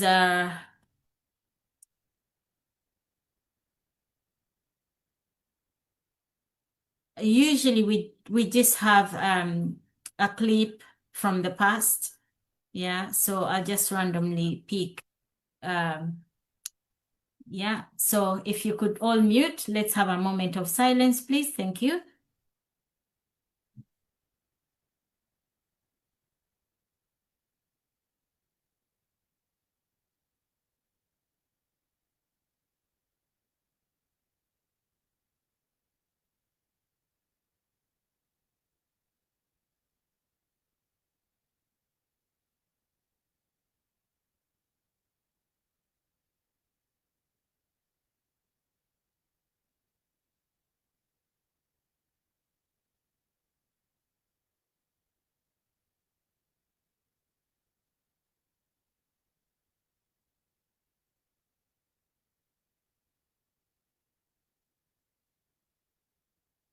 They're beginning to rise up, you know.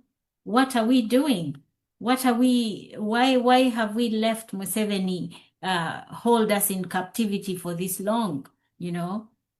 Anyway, as we reflect on our brothers and sisters, let this moment, because we normally put this moment of silence so that you have that reflection, and for us it should fuel our resolve to fight for that Uganda that we want, for a better Uganda, you know, for justice, for peace, you know. So may our brothers and sisters rest in peace. Yes, Comrade Moki, I think you had a lot to say. You can take the mic. However, I hope you understood the point. Sometimes it's not good for us to put everything out there. This meeting is being streamed to Facebook, and there's certain things that we do not share out there. Yes, guys, the meeting, over to you guys before we close. General Madways, did you want to have a minute? Comrade Godfrey, good to see you. Sister Prosi, good to see you. Safina, Sarah, do ask for the mic, guys. We are closing. Yes. Yes. Doc, can you hear me? Yes, we can. Thank you for the protests in the. Yeah, sorry, I'm driving from Colorado, so if the noise is too much, just mute me. We are fine with that. Yeah. Yeah, thanks very much. I've listened to our professor as usual, much respect. The information which Dr. James has just given out, which is crucial, yeah, and I think it should be given priority, yeah, because on Professor Arimadi's admission and submission and what's going on, it's not very rocket science to see, or it doesn't require someone to have a degree to see that. First of all, America sent in their crack forces supposedly to go and capture Coney, and they failed. Yeah. Now, what does that tell you? Either they found out that Coney is indeed the Museveni, because I mean, for a little rebel force, yeah, to up to now to still be in existence is unheard of. Yeah. We are not talking of Al-Shabaab capturing all Somalia. We are talking of so-called Kone capturing a small piece of Uganda and then takes over all Central African Republic and all, yeah, and not even the major forces able to capture him. Yeah, I don't believe that, and for sure. Kone or Museveni is Kone and Kone is Museveni. That's my view. But on the other hand, every fight on whichever social media we do makes a difference. And at the moment there's TikTok.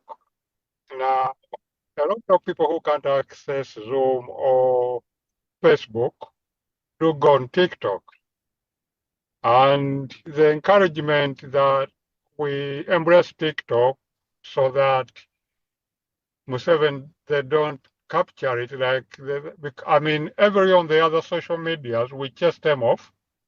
They tried TikTok, and even there, they stand no chance. So if you can join in TikTok, because 24/7 there's a platform, any one of the bloggers of our people on there, so that we can silence on NRM bloggers who are given money to check out rubbish, but we can shut them up once and for good.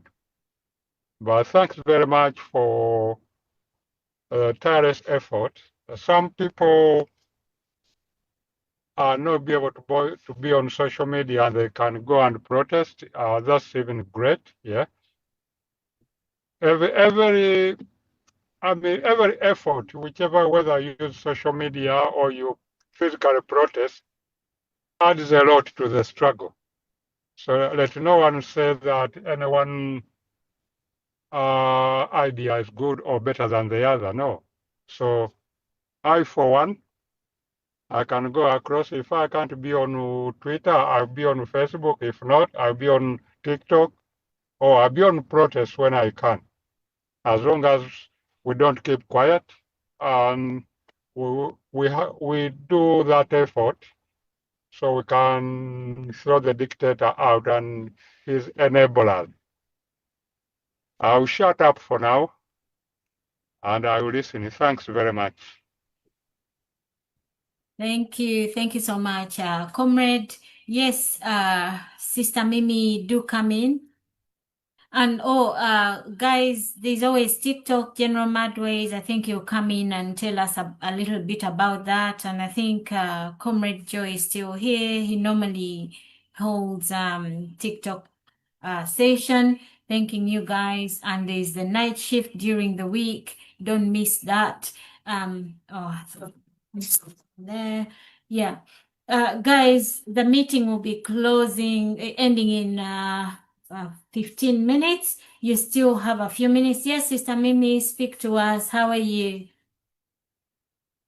I'm good. Today I've been in and out of this meeting because of some other commitment I had to. But thank you guys for meeting. Always let us keep energizing ourselves and learning.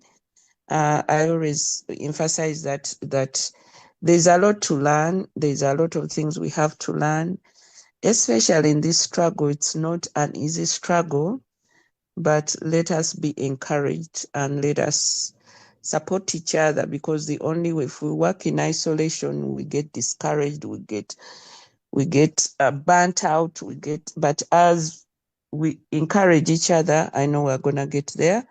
And then let us be engaged. Anybody tweeting, like Sister Demi said, and many of the people who are tweeting, like Dr. Mugeni, let us go in and just tweet, just share. And if there's somebody posts, go and post. If you're not able to attend, nobody's gonna, accuse you of not attending, but at least you share. I think sharing is gonna make our struggle more visible. And then we also do not forget about those people who keep on protesting, Let us join them. If you can't be there, send something, because they need water, they need this, they need that. And post. Let us keep on posting and tagging people we know for our activities to be visible. Thank you so much. And Sister Dorcas for the space. Thank you. Thank you so much, sis. And I like the fact that you've touched on the support. So, for example, the people doing the night shift, if you're not able to attend, do support them, send them a bit of airtime, because in Uganda, they've got to buy, I don't know whether they call them bundles still. That's the data, the airtime. So yeah, if you can support them, please do so. If you have a phone that you're not using, please do so. Computer, whatever you can support all our comrades that are doing something. Do, as you go to the office or wherever, do support them in any way you can. Or even just conversations, talk, do some research. Yeah, so talk of amplifying. I don't know if you have your gadgets there. We do have a tweet that is out today. And as Professor was talking, we're trying to capture some of his words. So you can respond to the tweets. You've got, our handle is at Stand Up Uganda. The name is Uganda is Bleeding. We don't stop at lamenting. That's why we are called at Stand Up Uganda. So you go on there, look for us, and you click respond. You like the tweet to start with. You click in there, then click reply, and then you put your message there. Say, for example, this is your response. Yeah, so we've got this response. The ICC acted swiftly to indict Putin. Now it's time for justice in Uganda. Indict Museveni and Mohozi for their historic and current crimes against humanity. And then you tag all the relevant people you want to tag. So that is how you can respond. And then after you've responded, you can then repost. This is what Demi was saying. Sister Demi was saying some of us do not like to repost the messages. So if you can just repost, and if you would rather reply, you click there and reply, and you can then share it to your friends and they amplify as well. Yes, guys, this is not a monologue. The mic is coming out to you guys. Please pick the mic. David, SSS, David Kamze, please do come in and take the mic. We are closing very shortly. Thank you. Comrade Moki, yes, brother. Yeah, Doctor. Thank you. Thank you. I'm at work. That's why I didn't accept the camera last time. Okay. But I'm trying to multitask. There's one thing that is bothering me about you. Like whenever you talk, you always say this platform is for Ugandans. I would like to raise a question like, which type of Ugandan will talk about the injustices performed by Museveni rather than us, the opposition? I knew that was coming. No, because sometimes. Let us be clear to each other. However much you say this platform is for Ugandans, Yeah. there's no NRM who's going to come to your platform unless he has come to spy, Okay, seeing you with a red ballot. Let me explain, then you can carry on. Yeah, so I'll give an example. I think it was last week, everybody was mourning about the NUP cards, and talking NUP that. I do not have these answers. So I do not want people to come in here thinking they are going to talk or consult this NUP lady, because I want you guys to come in here as put on that hat of Ugandan. You can come in with your Noop hat. Okay, I'm Noop. I don't have any issues with that. But I'm not going to answer you why Sauda Madada had to go independent, why Mpuga did this, why. I don't have those answers. And I don't have those people here. And it is not good for us to be so critical of the people that are the only people that are trying to do something, for us to shoot them down. So that's why most of the time I'll cut off anybody who is telling me, or this is negative. That is, I would rather we look at the positives that Mr. Chagulanyi, the National Unity Platform, are doing. So anything else, I am not saying we should only discuss the rosy stuff, but I do not have the answers to some of these things. Okay, so, and also I want us to remember the meeting goes to Facebook. So why would we cast something out saying, oh, Noop has done this wrong, Noop has done that wrong? That is not something that I can do. No. And I wouldn't really want to encourage us to do that, but I would want to encourage us to speak on the Uganda we want, to speak on the atrocities, the abductions, the rape, the torture, demanding for the political prisoners. Let us keep eyes on these things, because Museveni wants us to talk about the division, the fights, the whatever is lacking. That is not what we should address. We should address the problems, ladies and gentlemen. Yes, Moki, do you get it now? I'm trying to force myself to get it, but still I'll get Don't it. force yourself. Maybe. Maybe. Shall I get someone to help me? Let me leave that Mr. space Demi, for do you maybe. want to help me, please? For Mr. a Demi, reason I see being you that itching for the mic. Or Godfrey or anybody. Mimi, yeah, come in.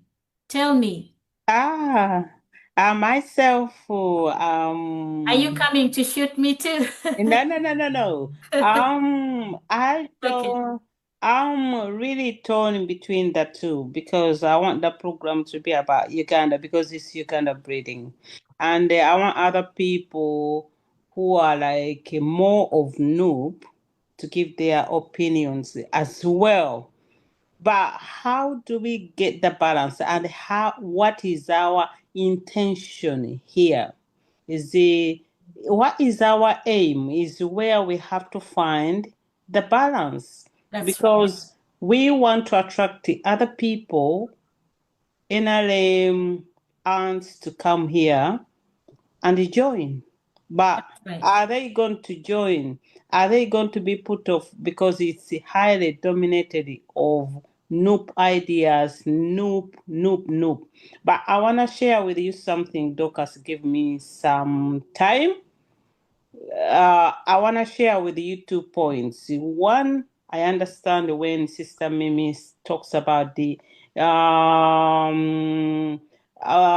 diplomacy. Please don't be offended. It's a big word and it's a big element in politics. And it's one of the most that you must have on your side. Second, I want to tell you this beautiful story. I come from Rusakara Mese, which is 450 kilometers from Kampala to Rusakara Mese. My MP is called Richard Sebalama. But why I'm telling you this, back in the days, before we had all these internet communication, social media platform, when you lost somebody in Kampala, it was so difficult to inform people in Masaka, in Lusakara message that I've lost somebody. And this is what I want everybody to know. This is what we did. You write so many announcements. This is to announce so and so is dead, so and so is dead. You take them, you pay the taxi driver, the conductor, you give them those papers, and you tell them when you get to Kalisizo, drive fast and let those papers go and scatter. My dear, this used to work. What do I mean? Communication doesn't have to be that we are paying money people to have phone. We are paying money people to be on live. We must employ our availability means which are cost free. The person we are challenging, Museveni, relies too much getting his votes from rural areas. But we are much concentrated in urban areas. If that was the case, that is the way we used to pass on announcement, and it was effective. I'm telling you, I'm sure people you know it. James, you might know it. We must employ this simple method. Sister Mimi, you said what you're gonna do. I've got an idea for you. We have to move away from the word position. Then we put our focus on crown. The revolution is not about positions. While we are here, people in Uganda, they are busy positioning themselves to make sure that they are being given a card. What do I mean? Is like when we are in a revolution, we should employ the word volunteer. That we choose that Dr. James is an expert in health, will be tweeting or will be getting us information what is happening in health in Uganda.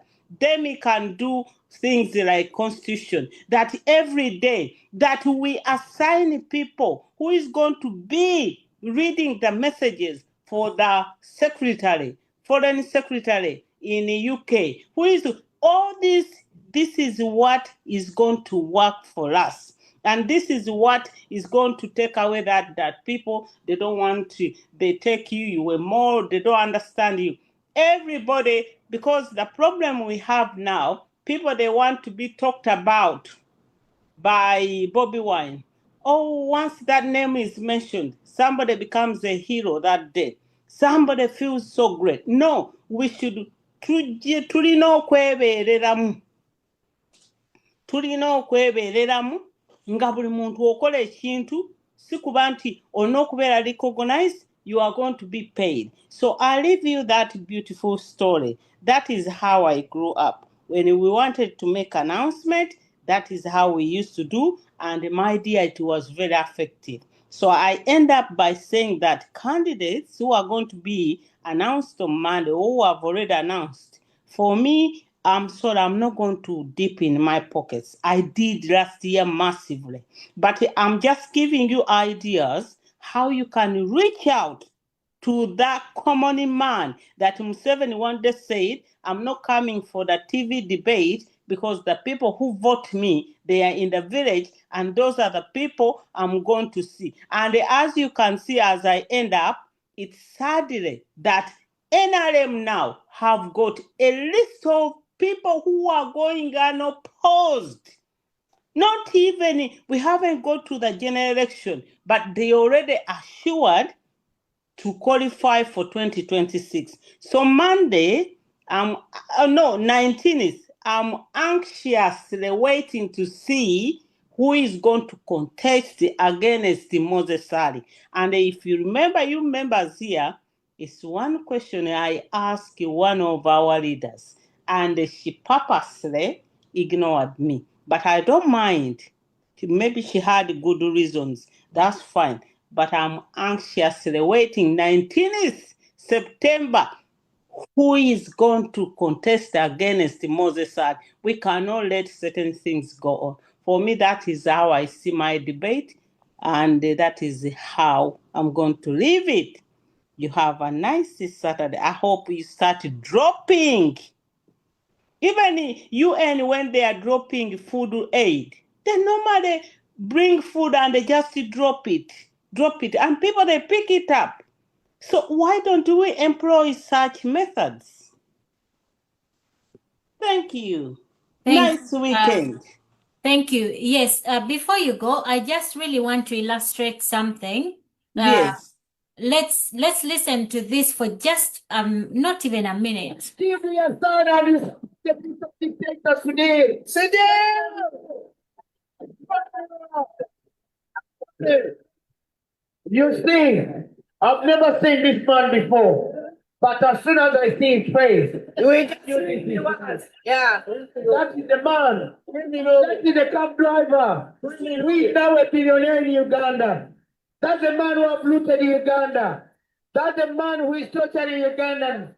That's the man who is raping Ugandans. Today, a man who was a cab driver 20 years back in the UK is now a billionaire in Uganda. That is a man responsible for the suffering of the 47 million Ugandans. Today. Yes.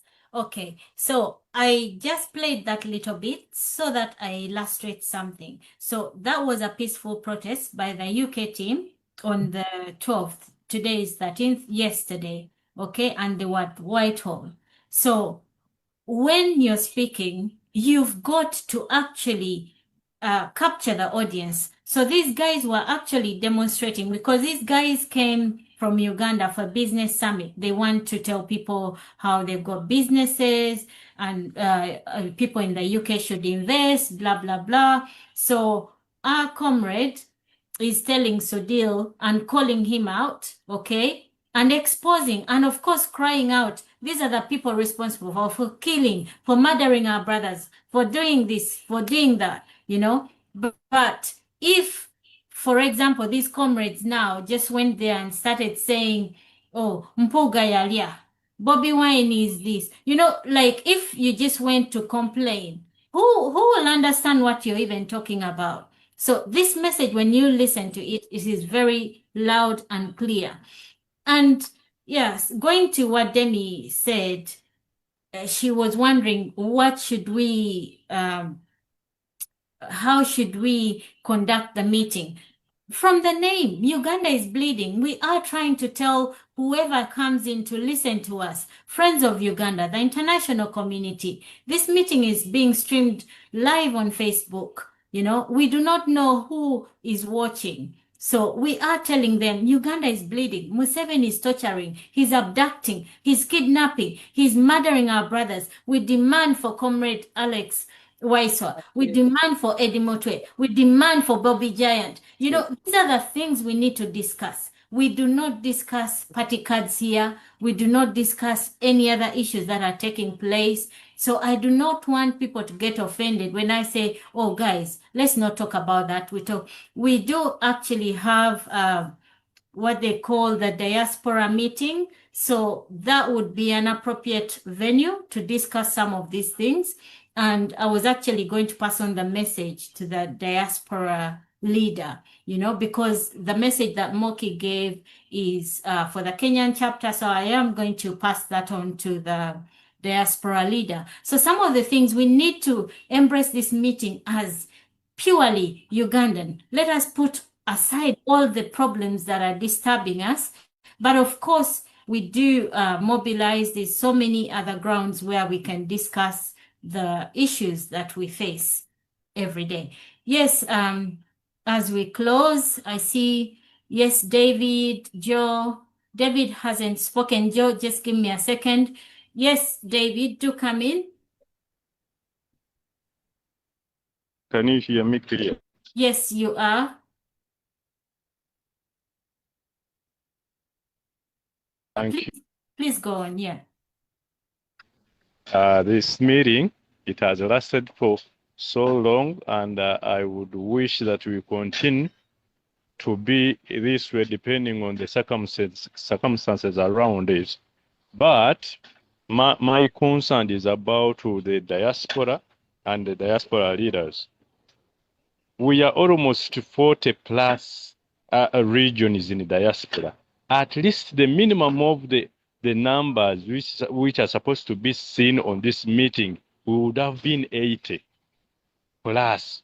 What does that imply?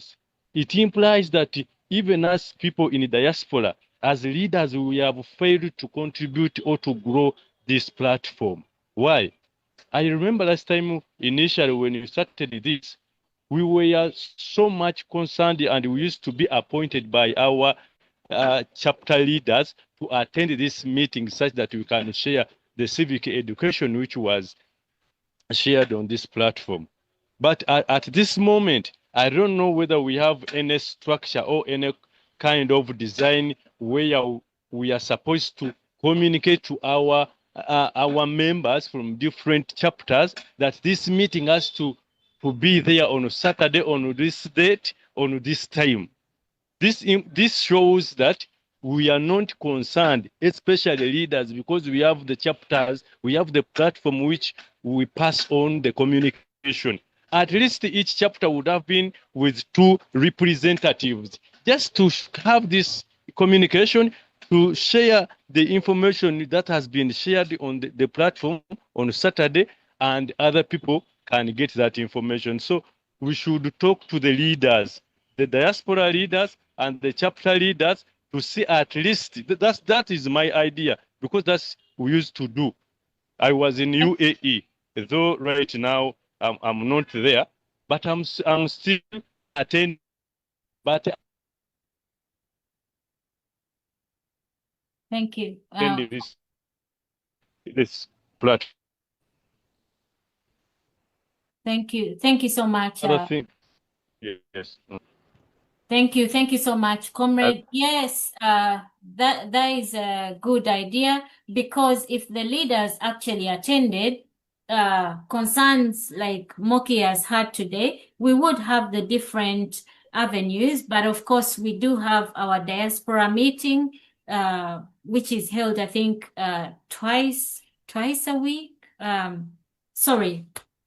Twice a month, I think. Dr. Daniel Kauma does hold one, and the team, so where some of these matters can be addressed. But of course, also attending this meeting is crucial so that we pick certain areas that we can assist our brothers and sisters on ground. Yes, Comrade Joe, over to you, then we'll be closing. Thank you very much, Comrade Dorcas. I just wanted to respond, I think, to respond to the point raised. Was it Comrade Moki? Because I wasn't watching my screen.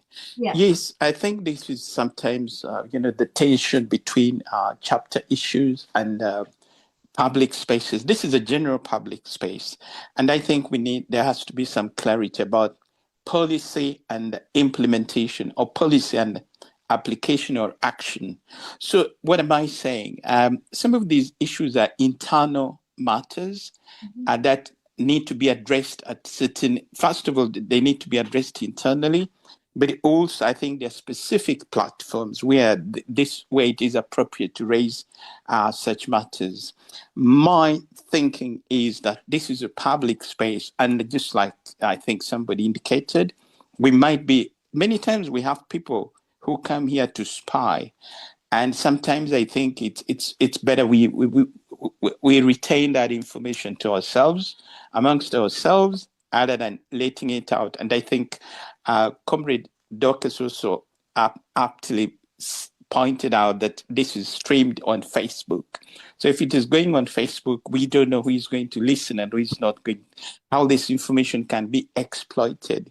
So I think there is a point in what Dorcas is saying. However, sometimes, of course, the issue is how do we balance this? But yes, we have the diaspora meetings, I think, where these issues can be, where it would be appropriate to raise these issues there. And that is where we have the right people to also respond or take action. Here again, it's not necessarily black and white, but I think that there is a point in what Dorcas is saying, having that clarity, just here addressing, yes, issues of national importance, but leaving out those very internal matters of our chapters and addressing them in the appropriate, platforms or spaces. That is what I wanted to say, Comrade Dorcas. Thank you. Thank you. Thank you so much. And also, I would like to amplify and say, if you look at my screen, comrades, it says ugly forms of torture. These are the things we need to expose, we need to expose what the dictator is doing to us in Uganda. We need to tell people we are not free. We are captives, So these are the things we need to be talking about. Other than that, we'll just be having little fights here and there. Enemy is that dictator Museveni. And of course, I know we all need resources as we work. Sister Demi said we can work within our means, but also if you feel God has placed it in your heart to help a comrade, please do reach out. Reach out to the political prisoners. Buy them some bogoya, buy them some fruit, some vegetables, something, Do help your brothers and sisters, Lucas, Thank I you. want to go. Yes, I want to go. James. I want to go fishing, so I wanted to Yes, summarize. you can do the closing remark, and then you can engule us out, and then we close. Thank you. I want people to speak. I want you people to speak to me like somebody from the mineral-rich region of Busia. I am tired of listening to people complain, people cry. Yes, we have just become crybabies. Yes, we have gold. We Yes. have gold. We have gold worth 12 trillion US You are dollars rich, Dr. James. in Busia. Me, I want people to talk to me like you're talking to a rich man. All I want is to hear from you how we go and harness our gold. And we become, look, at each time I tell you that I'm in a country that makes me admire the world. 3.1 million people with 947 cities, with 3,000 stadiums. You can only get that if you join me in Busia with gold. All these cries, please, there's manna in Busia. God has rained gold in Busia. Let's focus and see how to get to our minerals and we make life better for ourselves. All these cries will end. I know we have pain. It is painful to be in the diaspora. It is painful to be in the prisons. It's painful to live, to be a Ugandan. But this pain is going to be a little longer, but soon it will end. If we know what to do as Uganda, we should come together as Ugandans, forget the small divisions that you are talking about. Each time we come to speak, we are speaking about the small things. Let's talk big. For me, I want every Ugandan to be proud that Uganda is rich. Uganda is rich. I normally tell people of Busia that we have mines, but not minds.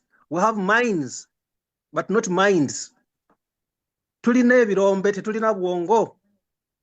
Well, I think Museveni has prevented all this, so we know what we have to do. We have to get rid of this. Each time we come to meet, we don't have the big picture. We come and everybody, so Dorcas, the space is ending. Let's end the space on a good note. Uganda is rich. Uganda is rich. Dorcas, Dorcas. China would not come to Busia if Uganda was not rich. How are you going to enjoy those riches? India would not be in Tororo if Uganda is not rich. Korea would not be in Tororo. Korea is in phosphates. India is in cement. China is in gold. But Ugandans were here.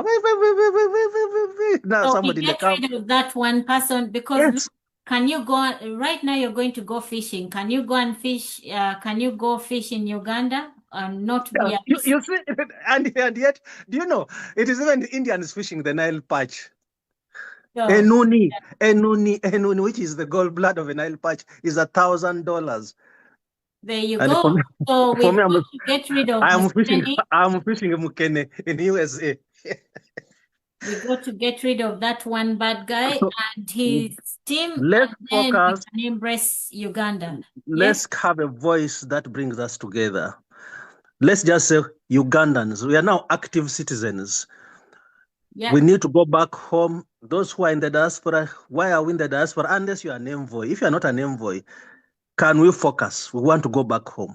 That's The right. children, like the children of Egypt, of Israel who were in Egypt, they said they want to go back home. Now we need to go back home. Demi, I want to see you joining me. I want to make sure you become, I don't know what, in the gold mine in Busia. We want to find you a job there. Okay. Guys, So, you're yes. unmuted. Moki, come in for a second. Godfrey. And Moki, speak like a rich person. Speak like a rich person. Don't preach Like poverty. you're Thank you. rich, like there's gold. Yes, Dr. Jambo. We are closing. Jambo. Yes. Thank you so much. My closing part is I would like to encourage all you people who are here, because I know you communicate to other people in chapters. There's a speaker who has said that some members are not attending the meetings. Yes, it's a point of concern we should address, because these members, we give the links prior, before time, but they deliberately neglect the meetings because maybe they don't see any value. So whoever is here, because I know you are among the people who offer support to people in the diaspora. Most of I'll talk about the Kenya chapter. So whichever person you talk to, at least remind them to attend the meetings, because it will solve a lot of problems. When you know something you discuss in the meeting, you won't bring it back in the chapter. We get a lot of wrangles because of absentia. As maybe some people neglect deliberately, but who is sourcing, who is giving them hope? You remind them, I'm giving you hope, I'm asking for this, but I don't see you in the meetings. Can you please attend? Yeah, Comrade Mimi, I'm referring to you and some other members. Please help us do that. Encourage people to come to the Zoom meetings and the midnight shifts and so ever. Thank you everybody for contributing to the change of our country. And we believe together we can. We want to go back home. We are tired of being in foreign countries. Thank you so much, Comrade Moki. And yes, if each of us invited about 9 or 10 people, or even 5, let us start from that, Yes, Godfrey, please come in and then you'll have to engule us out. Thank you. Yeah, thanks very much, Dorcas. I'll go straight to the point of few people attending these meetings. This is a Ugandan issue which we've been fighting for the past 5 years. Yeah. So it's not going to change. Yeah. The reason I'm saying that is if you said His Excellency was going to be on this Zoom, you would have had maybe 2,000 people or 3,000 people. Yeah. And I, for one, I'm tired of lamenting. Yeah. If people don't see purpose coming to this Zoom meeting, yeah, then they are pretty aware of they have no problems back in Uganda. They don't feel the pain. Yeah. So we are not going to dwell on that. Yeah. Those of us who can attend will attend. Those of us who can attend any other platform, we will attend. Yeah.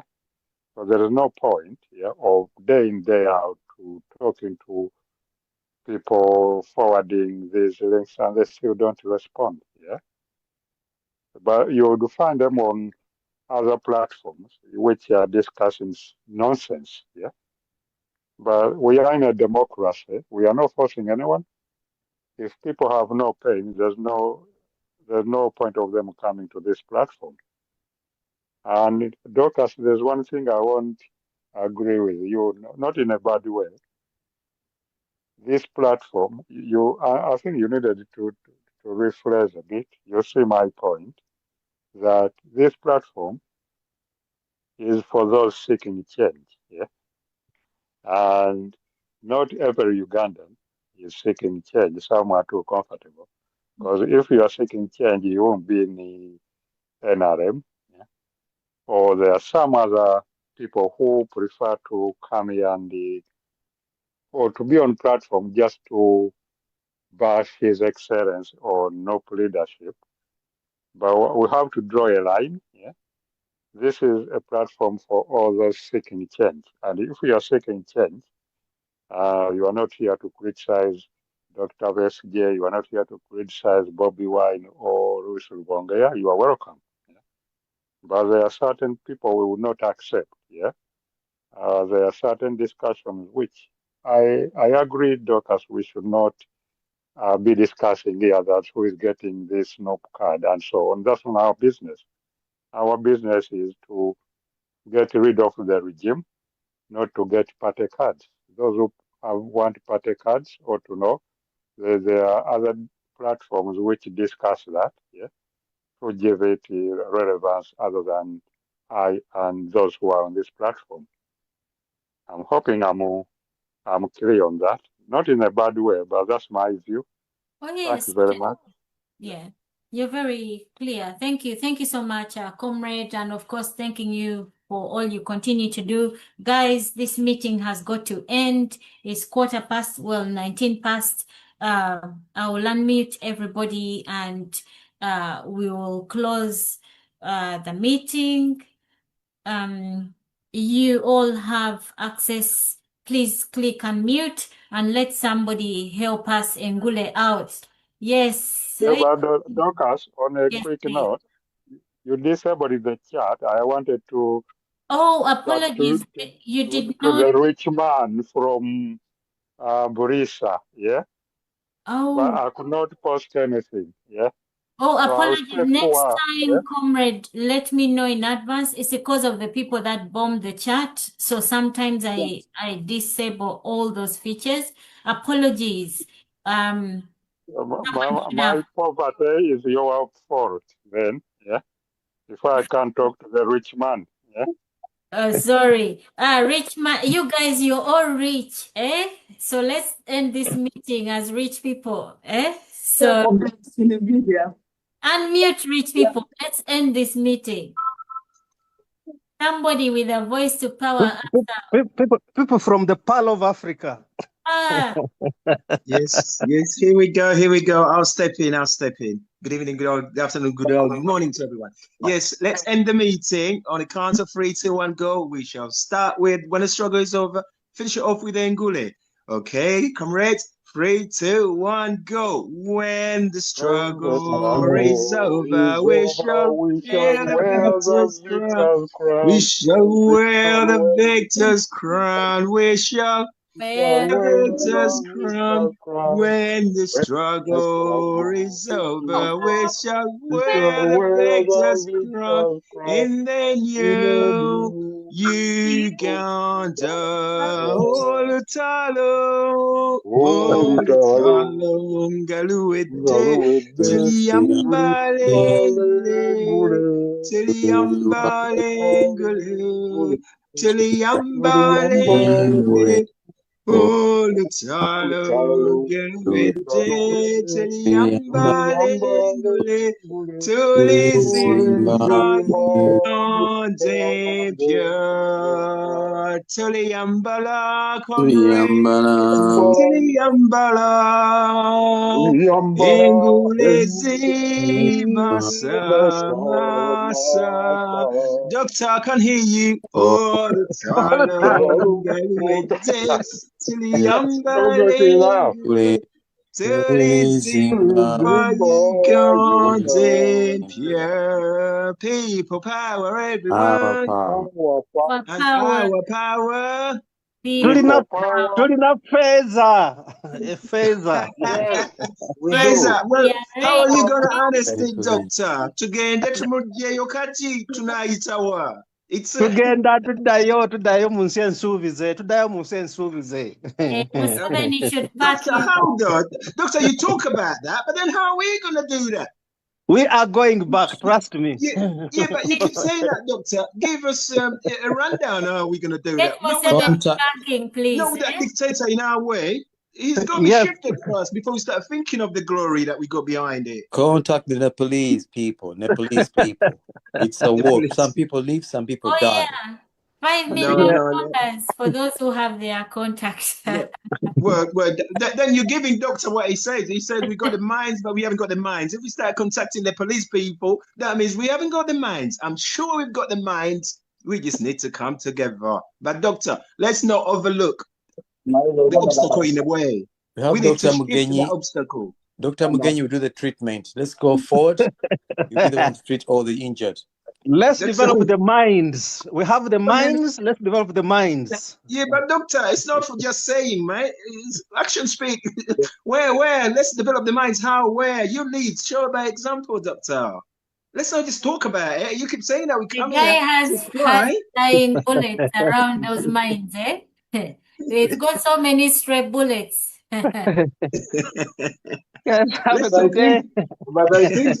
think Doctor is right. Yeah, doctor is right. Yes, is that Muji? Come on, Yeah, Muji, say what you gotta say. I was saying that Doctor may be right because you see what we have, and that should drive us to go back and liberate ourselves. We have something at stake. We have something that can build our country back into order. We have something that can push us to do things that we don't believe we should be doing. Not so, Dr. James. Yes. Yeah, but this thing should be snowballed, isn't it? I mean, We must believe in ourselves. The word is yes, we can. Yes, yeah, but this believing is not good enough, doctor. I mean, let's start. This thing has to be snowballed into something big, right? And we go start with getting together. I mean, look at the protest. We have started a debate not only here. We have started a debate that is waking up Ugandan to know why they are poor.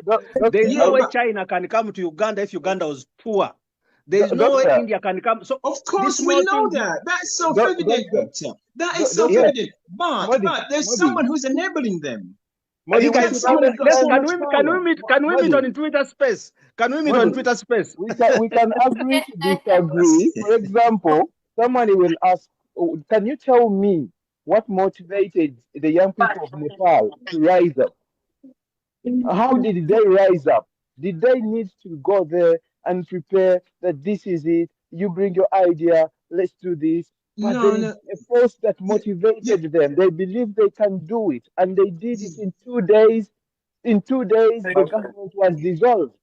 Yes, it can be done. Let's go on Twitter. The examples have to be there. I mean, look at the protest that Duke has played today. Just today.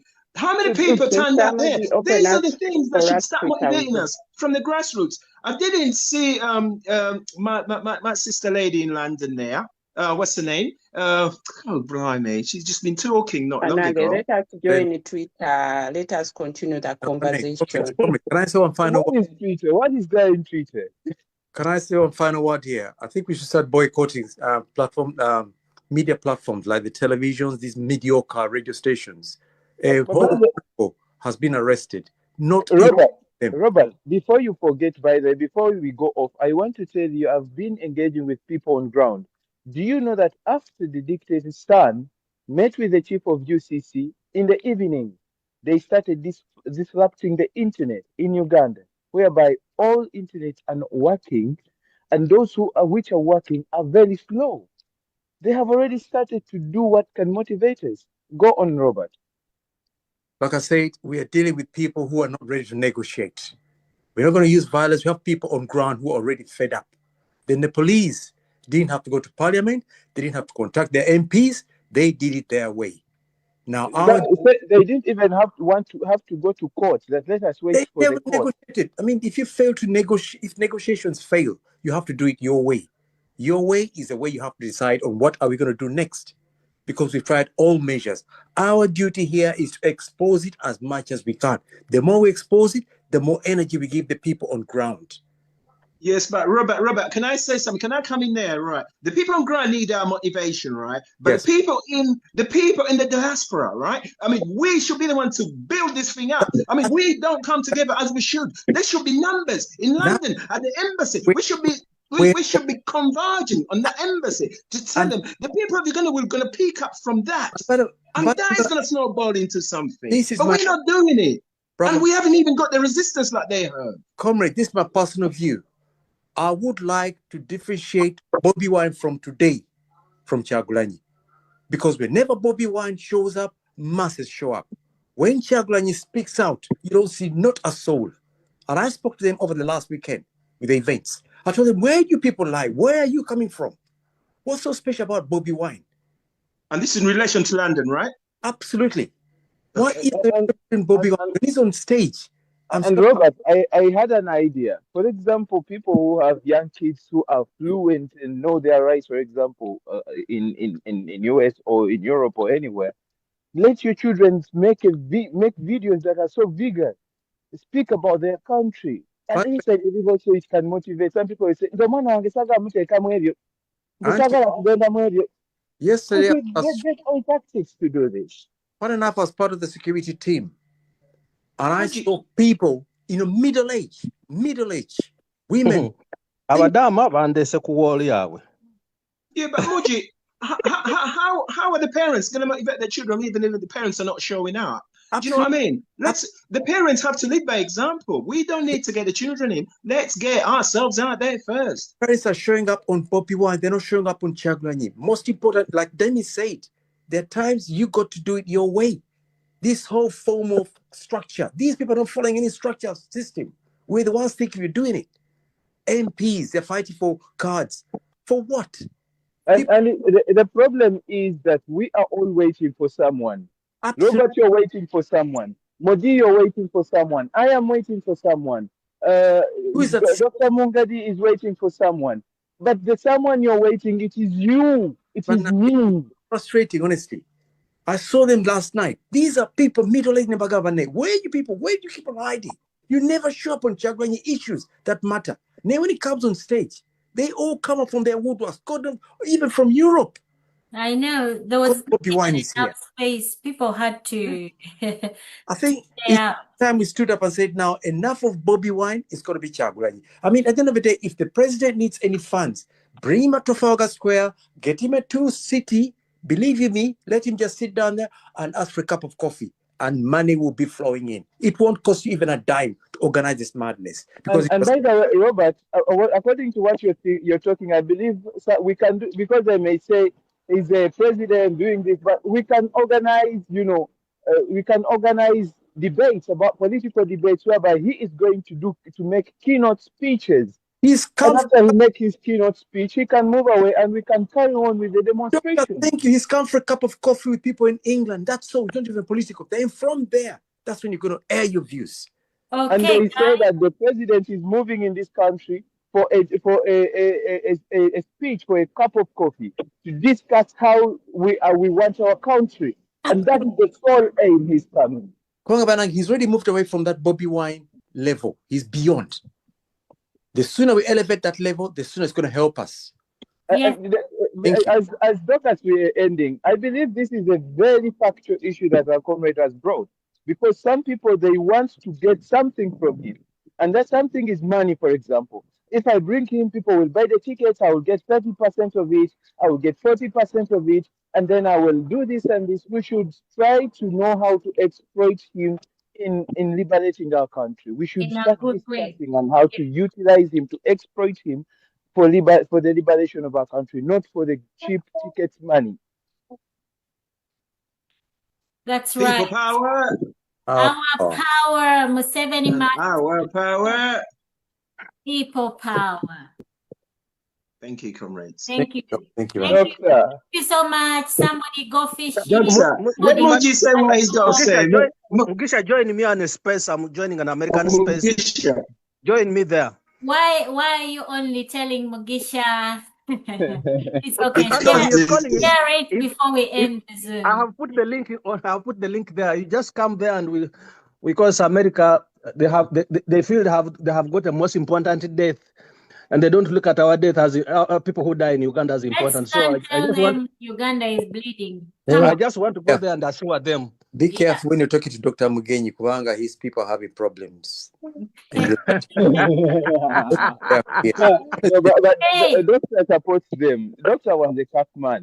Kubanga, one of his men was shot, so be careful what you say here. Thank you. I believe you were a tough man. The issue is it's an opportunity. It's an opportunity. It's a platform. As they mourn theirs, they also should know that we have been mourning. They should join us. We just welcome them on board. And what we're speaking is because if you see the people who are in Kasese, Ugandans, the indigenous Ugandans who have been made to be homeless. And by the way, in Kasese. Recently when I told them about Uganda, they were shocked. Some of them said they had never heard something about Uganda. Well, then, Doctor, you're not doing a good job there where you are. And one person even said, I'm going to call Janet Museveni straight. There's a lady told me, there's a lady, a doctor, moreover, a doctor said, I'm going to call Janet Museveni about this. I said, yes. The one who was working with she's her, illegitimate. in education. We shouldn't give her the Banage, credibility. join that space and let us voice our thing, our whatever. For them, they are thinking that Charles Kirk was the most important thing. No, we have been crying. We have for us, we have cried and cried. They don't listen. Now that they also begin to face death, we need to tell them that, look here, you cannot make America better until you have made the rest of the world. Absolutely. Try telling that to the dictator. Let's go, guys. Before we go, Doctor, you want to take us off, but wait a bit. This is an important discussion. Men are trying to put out something. Go on, my brother. A quick one here, comrades. Did any one of you guys know the late Judge Frank Caprio? Yeah. Yes. Old guy. Did you see the whole world checking in? Yeah. How powerful social media is? So let's not underestimate this man. The whole world is crying for him. He was just a simple judge. But social media elevated him to the level of a world star. I've never seen even the funeral, I saw it on social media. So my last words are, as the president stated, we are headed for a war. We have over 1,800 foreign troops from Congo Brazzaville inside the country that they brought in, that they are going to train for a year. We have the videos seeing police people, instead of teaching citizens civic education about voting, they are teaching their soldiers how to manhandle people during elections. We are seeing the CDF or the Chief of Defense Forces meeting the UCC, meeting calling the Chief of Staff meetings. We are seeing them galvanizing all the energy, putting a lot of money into the Ministry of Defense. We are not headed for an election. The area we understand that, the area we tell our people to start preparing to resist any nonsense. Thank you. And the final word is the old broom knows all the corners. He might bring the mercenaries from heaven. If they don't know the corners of the room, waste of time. Let him do whatever he's got to do. As long as we sensitize our people, educate them on what we advise them on what to do, he will bring the best mercenaries. If they don't know the corners of the house, waste of time. Thank you. Thank you. Thank you so much, guys. Thank you. Meet you on Twitter. Thank you for all that you do. Continue to amplify sound. Museveni must go. He is going. Don't despair. Thank you. Thank you so much. Have a good weekend, guys. Bless you. For God and my country. Bye. Bye, guys.